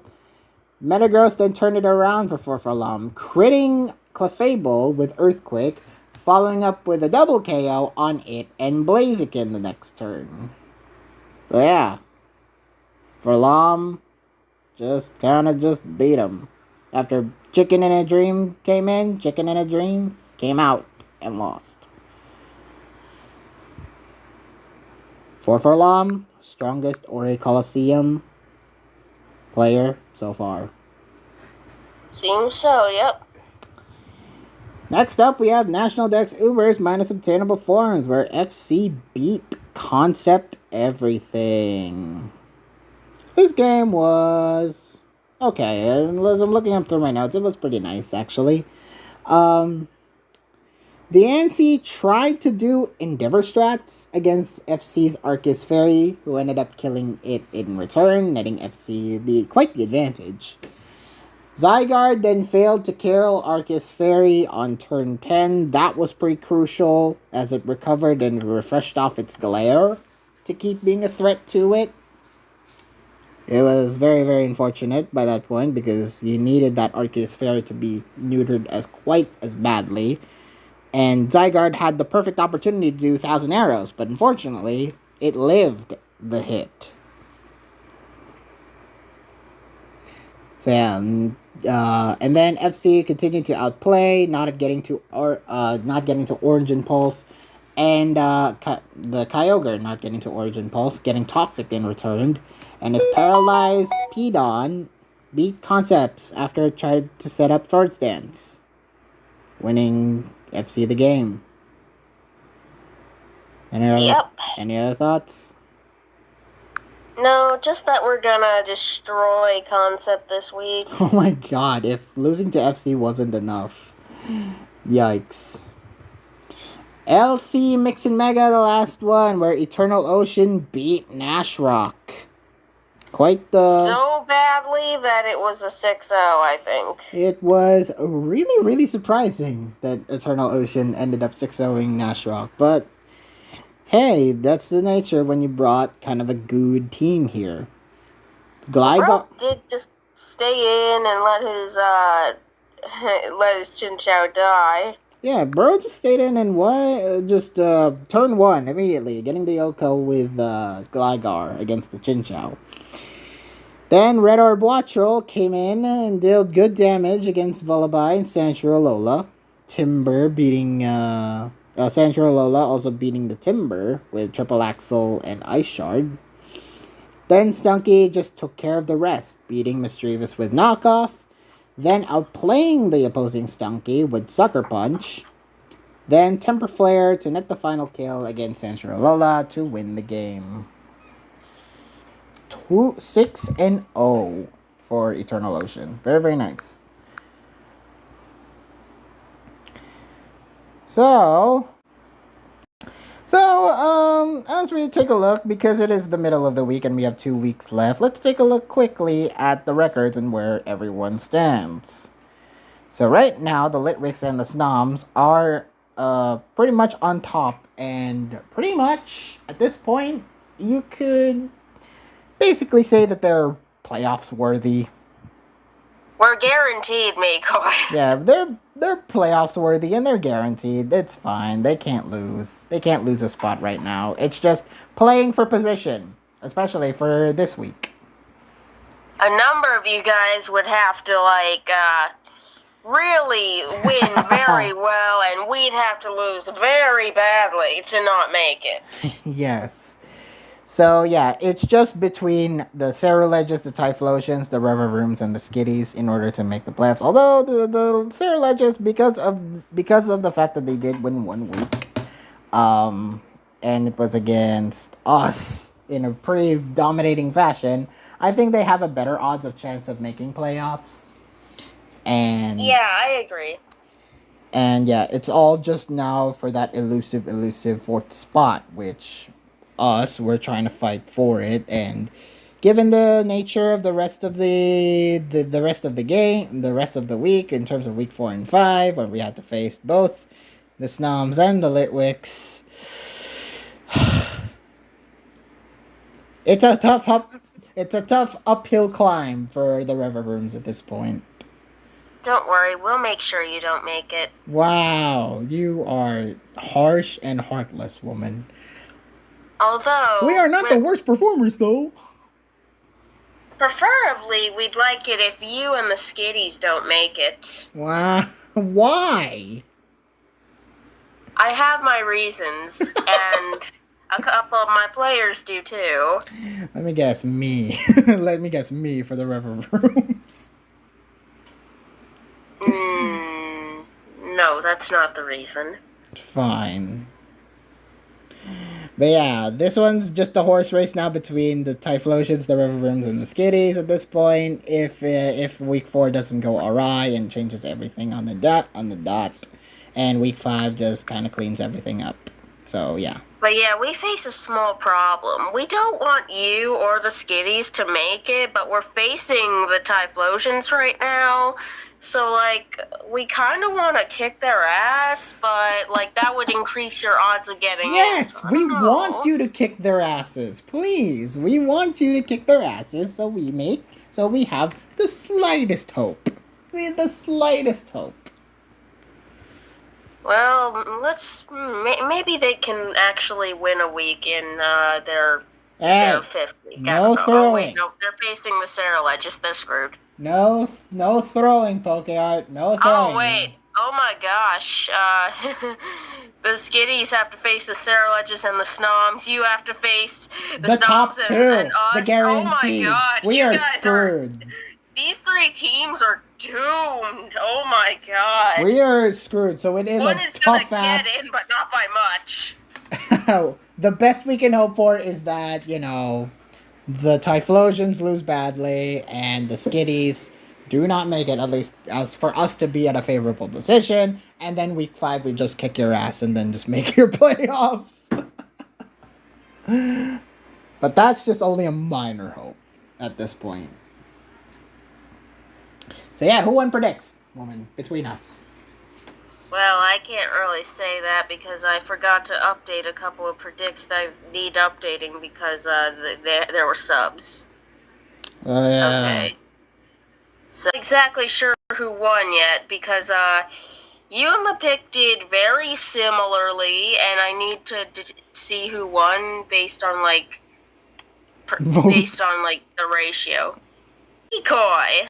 Yay! I won. With 9 out of 16. That's not very... I got wait, actually, it's more like 9 out of 15 because one of those games didn't happen. So my ratio was better. Yay! Should I change that to 9 out of 15? I mean, if you want. I mean, I still got 9 By that logic, I guess it's now 60%. 13 out of 23 for the pick. Yeah. I scored 7 out of 16 because, Jesus Christ, My loss. I'm sorry. It's because I lose. No, I actually got a fair amount right from your series. It was the Snoms versus the Hiddens. The Typhlosions. the Typhlosions that really messed up my score. Okay. Alright, fair enough. Alright, and with that out of the way, let's now move on to week 4, the crucial week, where for these 3 lackluster teams at the bottom, will they have chances to make playoffs against the 3 top? Who knows? So, we have the tiers listed, and the mystery OU that Euphanos put up this week will be Through the Years, meaning that your Pokemon must have the team must have Pokemon that were introduced in each succeeding generation. Regional variants will count. So, for example, you could bring a Dugtrio from Gen 1, but Dugtrio Alolas from Gen 7. So, you would have to really pick either or which gen you would like to follow for your sequence.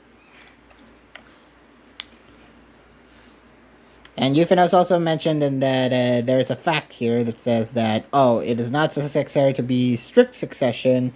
You can also do something like 7, 8, 9, 1, 2, 3. So it doesn't have to be like apples to apples ascending order. It just needs to be like, okay, you start with something and then you end on an earlier generation if you like.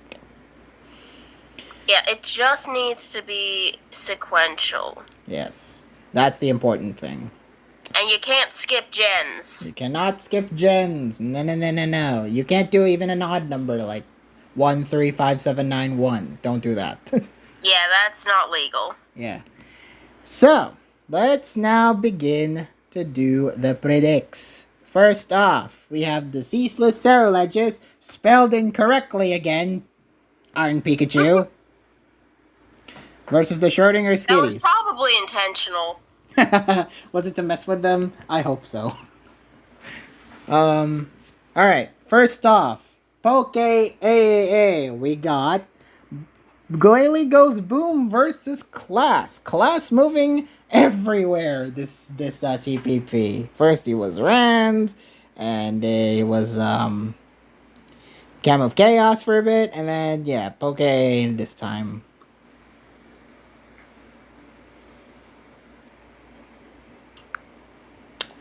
So PokeArt, what do you say about this matchup? Well, I personally think Glalie should win, but I don't know, I'm a little scared of Class now. Class is currently 3-0 right now. In 3 different tiers. 3 different tiers. LCM win against Yoru, Beta Thunder winning against him and Rand, and Hisui region winning in Cam of Chaos. So, and now he's moving on to Poke AA against Glalie Goes Boom. This one, I'm much more confident in picking Class, because I think the OMM experience might help him. Also, the support from Miss Crisis also might help him. So, I'm much more confident with Class. I'm still going Glalie though. Glalie can bring like unusual stuff that Class might not be prepared for. Glalie Goes Boom is currently 1-2, only winning against Velcroc, our player. Yes. So okay. And the other 2 players he faced were Rafna and Panu, so he's the more dedicated. You would say he's the more dedicated Poke player here. I believe in Glalie. What does Pick say? Does Pick believe in Glalie? Yeah, Pick believes in Glalie. Alright, so he's picking Glalie too. Next up, Cam of Chaos. TTT Tech versus Akira 153. Oh, tough actually. Hisui region even mentioned in our Discord that he's actually he said, no, don't put me up against Akira. So, you could say that Akira may have some cred in the Kamov pool. Meanwhile, TTT Tech has shown that they can play fairly decently at some points, but ultimately, his record currently is 1-2, only winning against Aerobee, but losing to Hisui region and the L-Taker. So, I don't know. You haven't really seen Akira all that much, but we have seen how TTT Tech can play.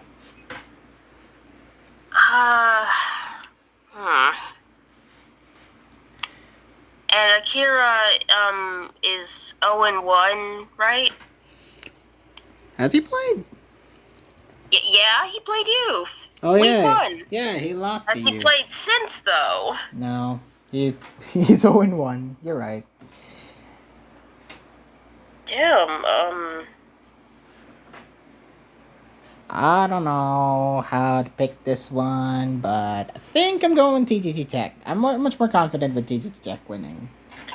Yeah, I'll go TTT Tech as well, because, like, I haven't seen enough of Akira. And, like, so The game far, against all I've you- really heard is, like, oh yeah, that guy's scary, without really seeing him be scary, you know? I mean, he lost to you week 1, so that's not a very good indication. It was a somewhat close game from what I remember, but still. What does Pick say? Pick says TTG Tech. Alright, so... Or TT Tech, I mean. Yeah, alright. National Deck, same 6. We got Cyril versus IMT Flugo, who's making his first appearance in TPP 6. Not his first appearance in TPP proper, though. He was my first opponent in TPP 1, so and we're also friends, so I have a lot of history. I believe he beat you that time? No, I beat him. It was Uber's Blitz. Oh. Yeah. Oh. So, yeah, fond memory for me in my old in my old years. But here is the 6 that they picked for same 6. Oh. That's a concerning noise to make. What a lot of very blue and green. A lot of ice. A lot of ice mons. 3 ice mons, 1 water mon. No, 2 potentially like water absorbing mons, and an Alolan Executor. 2 grass types as well. Storm Drain and 2 water rock absorb. types as well. But 3 motherfucking ice types. What you gonna do? What you gonna do with the Avalugg and the Ninetales and Vanilla setup? The Hail, probably, and then, I don't know. Just some Blizzards things, I guess. Just some Blizzard things. So, hell, Jelson might carry Blizzard, who knows? So, we know these 2 skills at this point. Cyril is actually, if I'm not mistaken, 3-0. 3-0 as well. Beating Siffy, Carl, and Drapey. But those games aren't particularly good. Well, the first 2 weren't particularly good wins. The third one was much better for Cyril. A much better look for him. Meanwhile... Yeah, to be honest, the third one was fine. The toxic miss with Drapey was unfortunate, but, like... Cyril played that well. Bringing low kick on Rapidash... Well... I guess his goal wasn't really to kill the other Rapidash. It was just more so to make sure Stack Attacker dies, so... Yeah. He played decently. This week. He brought the better Stack Attacker. Yeah, he brought the better Stack Attacker. He played decently. He played decently against Drapey, which is a good plus. Flugel, meanwhile, we know he can bring wild shit. We have seen him bring wild shit. A lot of times that wild shit doesn't really work. Sometimes it doesn't work, yes. But, I don't know. Maybe this could be closer than you might think. However, I am going with Cyril on this one because I think their experience is much better here. And, they have much more good support to go along with it, aside from Flugel, who might rely on his own build. But, with good support, maybe he'll cook up something great. I'm also going Cyril. Sorry, Flugs. Sorry. Alright, who would this pick say? The pick is going Cyril. Sorry, Flugs. Mega sorry, Flugs. Hopefully he does impress. Hopefully he does impress and make sure people, acknowledge Flugel. He was part of the Absol posters. He was part of the winning team with the Absol posters on multiple occasions, I think. Maybe 2 occasions. Yeah, 2 out of 6. Yeah. Alright, next up we have Bring 12, Pick 6, Shared Power Random Battle, Irpachusa versus Miss Crisis. Okay. Yeah. The Skinnies really just be doing whatever the hell they want every time for every lineup, well, it's just for it's just for between class and Miss Crisis. The others are very comfortable with their positions. Like the bottom 4 tiers, for example, they're pretty comfortable with their positions, but it's just between class and Miss Crisis that they want to swap out Mo. Maybe it's Poke, maybe Cam of Chaos, maybe Same Sex, maybe Ranbats. Who knows? And again, yeah, the Skinnies don't really have a Rams player, do they?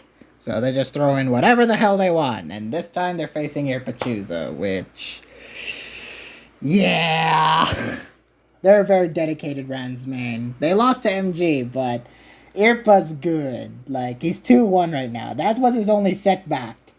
Like, he beat Rice Man and Medill. They're very good. They're very good, Irpa. So I think it begs the question, like, how can Miss Crisis be able to achieve this? The shared power, the OMM mindset might help with their ability to use share power. Oh yeah, that might come into play. Yeah.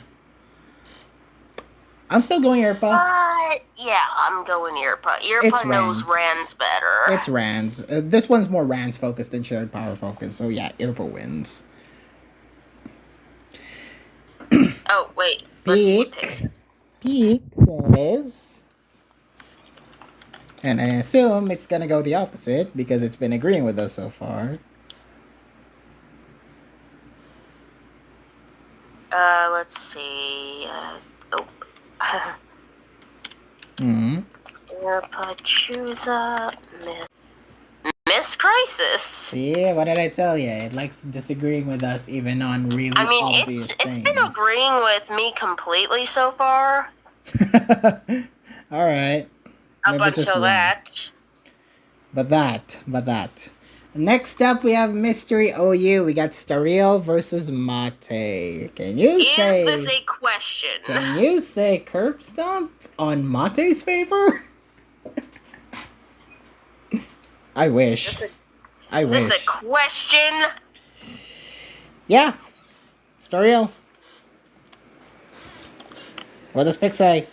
Probably it's gonna go. Stupid. It's gonna go for Mate. I mean, it believes, woman. It believes. Maybe Mate can win. Who knows? But yeah, we're going Stariel. That's not a question. He need a lot. That's not a question. We're going Stariel. This one's easy. Gen 3 Ore Coliseum. Zalarie versus Nico Lassi. This one's interesting. We haven't really seen Zalarie play all that well, but, he's been doing the Sarah just fine with their support in terms of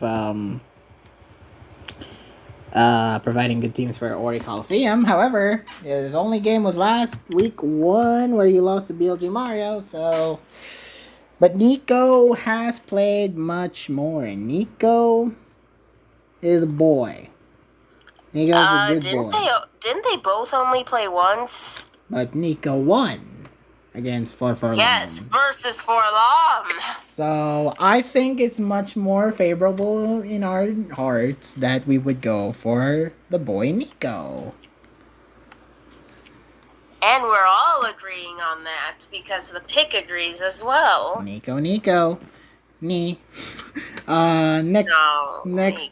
Next up we have Natex Uber's minus obtainable forms. We got Taka versus Glory. This one should be fun. This one should be close. Both players we've seen a lot of in the TPP, and they've been doing some things. Glory, much more impressive, gaining a 2-1 record, beating Runo and Penter, only losing to Bob. Taka, though, hasn't been hot, losing to FC. Boy, I don't understand your comparison here because Glory faced Penter and Runo, and lost to Bob, while Taka faced FC and Bob, lost to both, and beat Penter. Both gained the victory over our Ubers. They literally both won against Penter. Which is a shame because he's on our side. But yeah, Who do you want to go here? Who do you want to go with this one? I'll go with Taka. Okay. Well, I can see you going for Taka, but for this TPP, I think I'm actually gonna go Glory. I think Glory has impressed me more.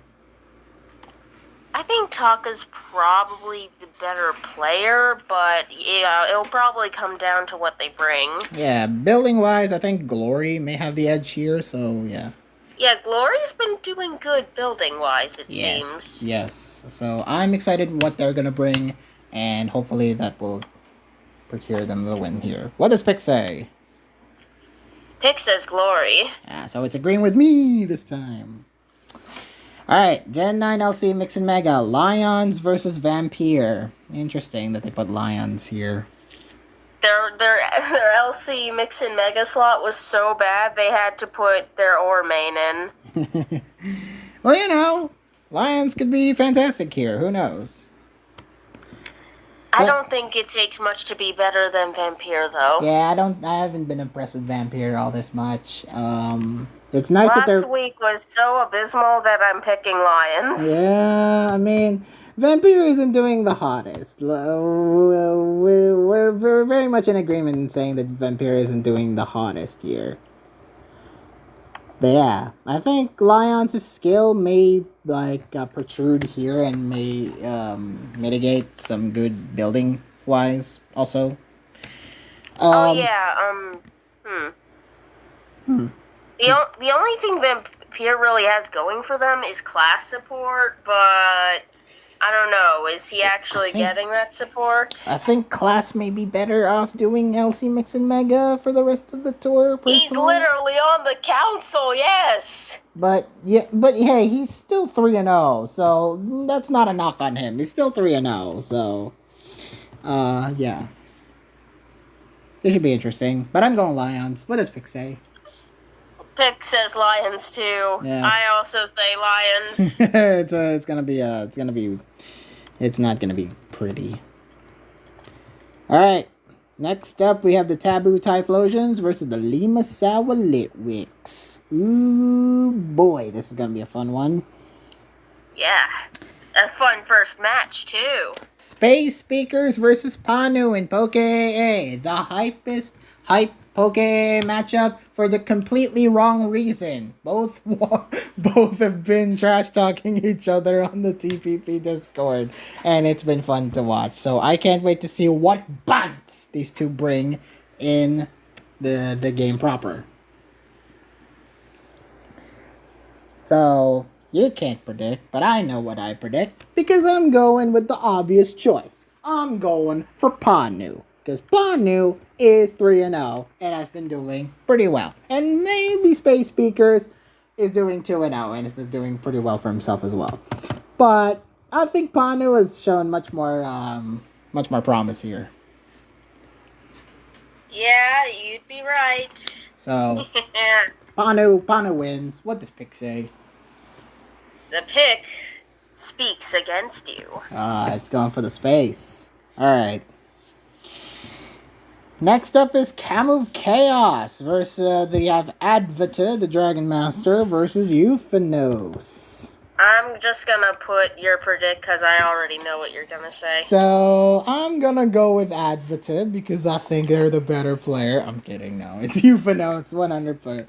Yeah, that's a bad joke, Mikoi. Wow, you're really against Advata. You've been harsh. You know he's 0-3, right? I do know he's 0-3, and he's not particularly been doing the best so far, but there's still hope, right? Yeah, they're gonna go 0-4. Yeah. Yeah, Euphanos to win. This is the Advata Classic experience for TPP. Yikes. Again, harsh words. Okay. I'm not speaking any lies here, Mikoi. Well... What does Pick say? Does Pick say objection? No, the Pick agrees. It knows better. Alright, National Dex same 6. Let Chen versus Dreepy. Actually a very close matchup. I know both these players well, and both are pretty even in terms of skill. So, I'm quite excited of what these two. Let's take a look at the same 6.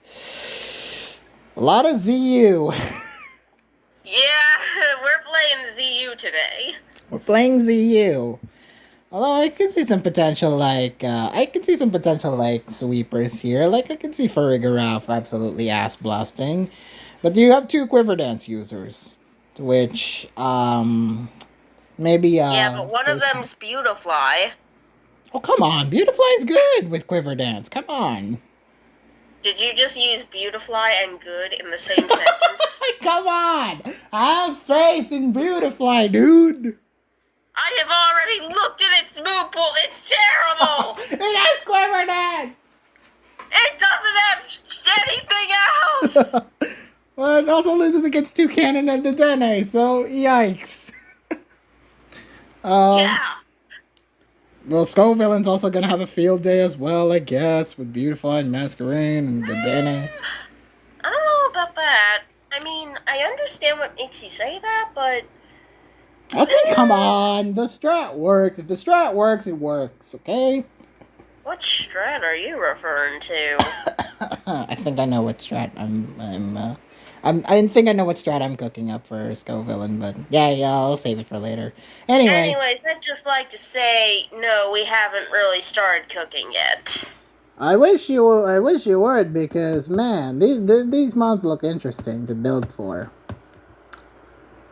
Interesting is right. I mean, we haven't started cooking, but of course I've already taken ganders at the move pools. Oh god, Drippy is 1 and 2. Oh. Lost to Real Blazing and Cyril. Meanwhile, Lechen is 2 and 1. I believe. Yes. Losing to Carl, Yeah. but beating Dex and Real Blazing. So this one should be. Oh wow, they both beat Dex. Yeah. So in that deck, same 6. Both are even. Both are evenly skilled, I'd say, and this should be a fun match. And I think I'm going to side with... You know what? I've been giving you guys the cred so far. I'm going to go with Lechen on this one. Oh, we gotta prep extra hard now. Yeah, you gotta prep. I'll give you motivation. What does Pick say? The pick says Lechen. Ha, you need extra motivation then. Alright. Get both of these wrong. Alright, next up, we have the Bring 12 Pick 6 Shared Power and Bats battle between MG and Beta Thunder. What was... The most expensive Ranbats player, right? The most expensive Ranbats player, yeah. Okay. You would think that this would be a highlight match, just knowing the skill of Beta Thunder. 15.5k, yeah, wow. Yeah, he's very experienced. And, but his record and the way that his games went down for the past 3 weeks, they've not been the best after week 1. Let's just say. Losing the class, losing the JB, pretty badly too. Yeah. Meanwhile, your boy, MG, he's the cheapest. He's the cheapest, right? He's the cheapest. $4.5. And yet this boy went on a tear. He's really proving that he isn't washed. By going 3-0. Yeah, it's funny. He likes to joke about it, like he'll just be like, is that how it works in Gen 9? And I'm like, oh god. He's like, no, I'm just kidding. I know how it works. So you know what, motherfucker? You're getting my vote here. So I'm going for MG on this one. Okay, well, let's see what Pick has to say about that. Screw you, Pick. It believes in the Beta Thunder. Alright, next up, we have Mystery OU. We have Tempo versus Sasha. Come on, Sasha, please. Well, you now saying that is not making me confident in picking Sasha because... Well, I'm saying that because Sasha's 0-3. He didn't play last week. 0-2 and 1. Yeah. Okay. So he's But winless. still winless. Okay. He's That's still what winless. I really mean. Meanwhile, Tempo is 2-1. One against me, one against Mate. Very mid players, to be honest. You won against mid players so far, including myself. So, yeah, I think the tempo train is gonna continue. Even though he had a major setback against Cificon last week, I think he's gonna bring it back, and tempo should win here. What does Pick say? Well, Pick says Sasha. Sasha. All right, so it's much more confident. Come on, Sasha, please, you can win this. All right. Just play well. Play like the Sasha of old. You have in the past. Yeah, the Sasha of old. We need to see the Sasha of old. Next up is Gen 3 RA Coliseum. 4 Furlong versus Oh the Guilt. Oh no, woman. Oh yes. Oh no. What do you mean? You got Hugo, you got Oh the Guilt. Okay. How are you gonna prep against the best player in RA Coliseum so far? Oh the Guilt's not really scared. Really? I need to see this. I need to see this confidence. Well, it's not like he's expressing confidence, but he's just not really scared. Okay. I'm still gonna pick 4 Furlong though, because 4 Furlong's a goat. But even though he's 2-1. Okay, I can understand that pick. I mean, I think most people would pick 4 Furlong here. Surprise me then. Surprise me in this game, Oh the Guilt. Oh, I'm certainly hoping he does, because, that'll be awesome. Alright, what does Pick say? Oh, the pick agrees with you. Yeah. Alright, next up we have National Dex Ubers, My Sustainable Forms, Bob's again versus Concept Everything. I mean, is this even a question? I'm sorry. I like Concept. I like Concept. I like what Concept brought against FC, but Bobsican, this man has been cooking so hard in this tier.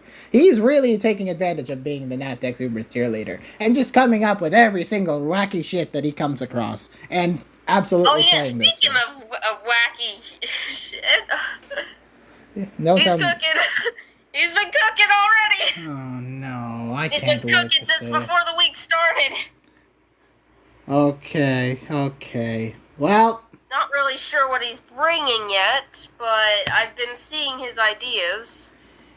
Alright, I'm going with Bob. I'm trusting your gut. Going with Bob on this one. Thank you. And thank you, Pick, for agreeing. Yeah. So this one's gonna be fun. Also, yeah, National Dex Mixin Mega. Ooh. LC. No, that'd be terrible. LC Mixin Mega. Nash Rock versus Zostra. Wow. Boys. This one's gonna be fun. I don't know what your prep is with Zostra for this one, but it should be interesting. Meanwhile, Nashrock hasn't been showing a lot of winning performances lately. Yes, they're a good player, but they've lost to Blie and Eternal Ocean. So, this one's going to be interesting. Let's see what... Nashrock went for 14.5k? Yeah. Bro, our combined total of Yoru and Zastra was only 12.5. Surprising that... both of them combined. Yeah, surprising that Yoru isn't playing. I'm really surprised Yoru isn't playing Nashrock. Oh, he's not motivated. He's not really praying to personally beat up Nashrock. He's just praying on his downfall. Oh God. Okay. Well, I'm going with Nashrock. He's not a super motivated to play player. He kind of just likes to help out,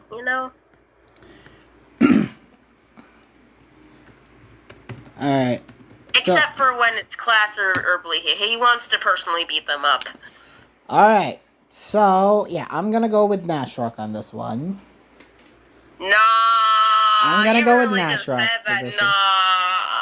I'm gonna go with Nashrock in this one because I believe in the skill against Zostra, but yeah. Surprise me! Surprise me! Surprise me, woman. What's Pick say? The pick agrees with you, so you're both really dumb. Wow. We'll see what happens. Alright.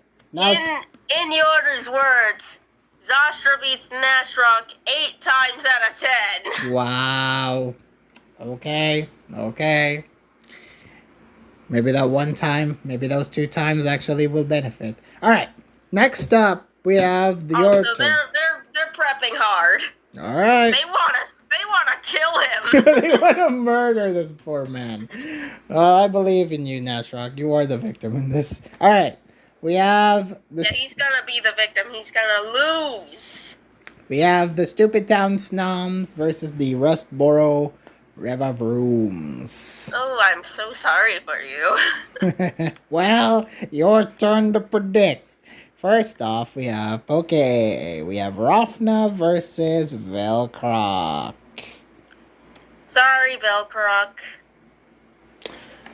I know Velcroc's been using the server to his full potential. They are starting to build a lot, so. Yeah, I expect this will actually be a good match, and I'm not saying Velcroc can't.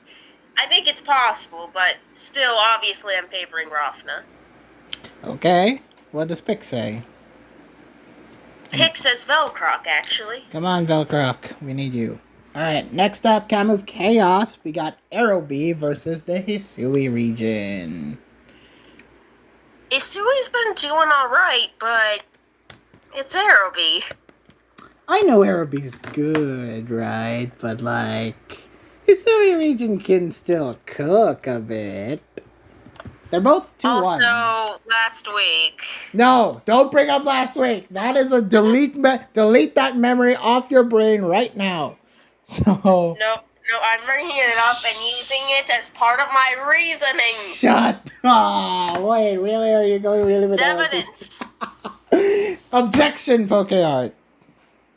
Delete that. Delete that from the record. It will be there forever. No deleting it. Damn it. It has been added to the court record, I'm afraid. Damn it. Using evidence against me. So you're going with Aerobee, huh? Yes. What does Pick say? Aerobee. We will kill. Alright. Next up, National Dex Game 6. We have Sundays versus Carl Dude Guy. And that should actually be fun.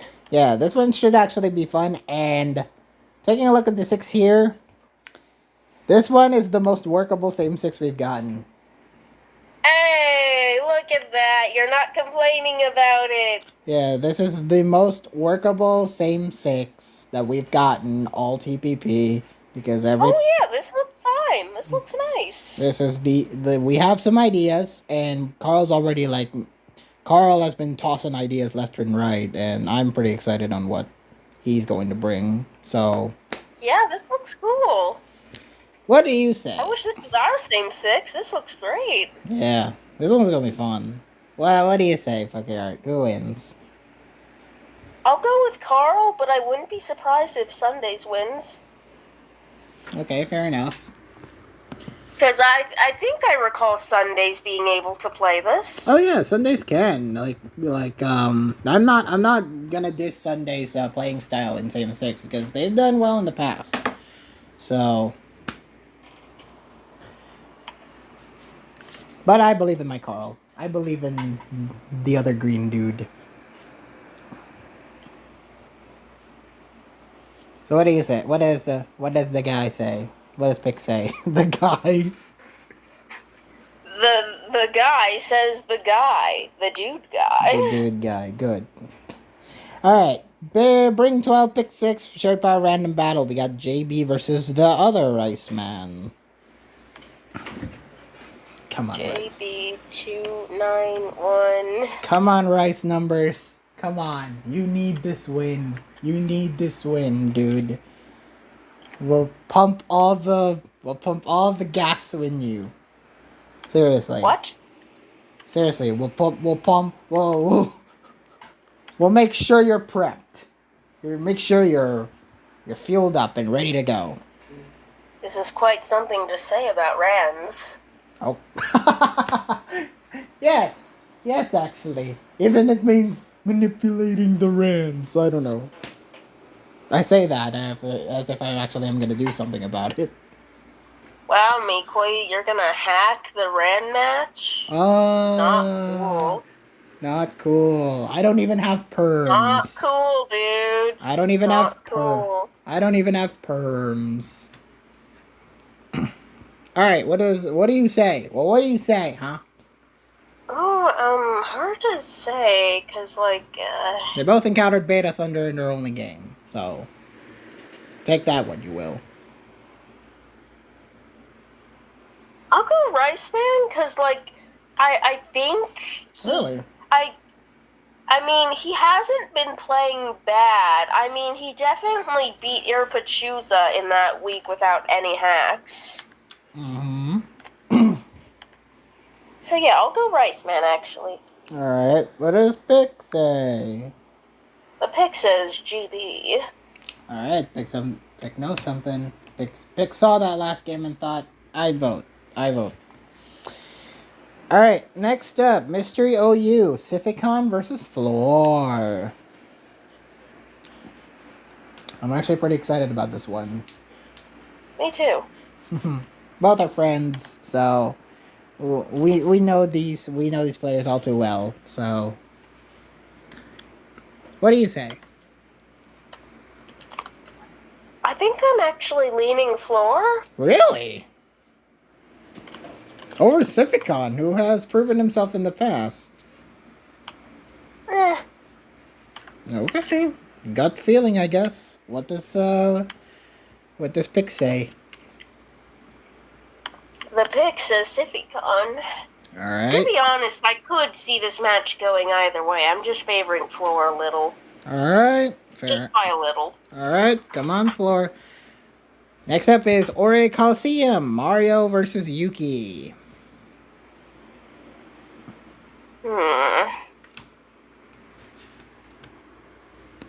That's really hard to say, to be honest. Really? I don't really have a super good idea of how good BLJ Mario actually is and how good Yuki actually is. It was a little more comparable for Yuki versus Ninja Snapple. Really? I mean, Yuki did mention when he saw the lineups, he said, we'll be fine. Even though he acknowledges that Mario is a good player. But Yuki says he's fine. He thinks he's better. So I'm hedging all my bets with Yuki.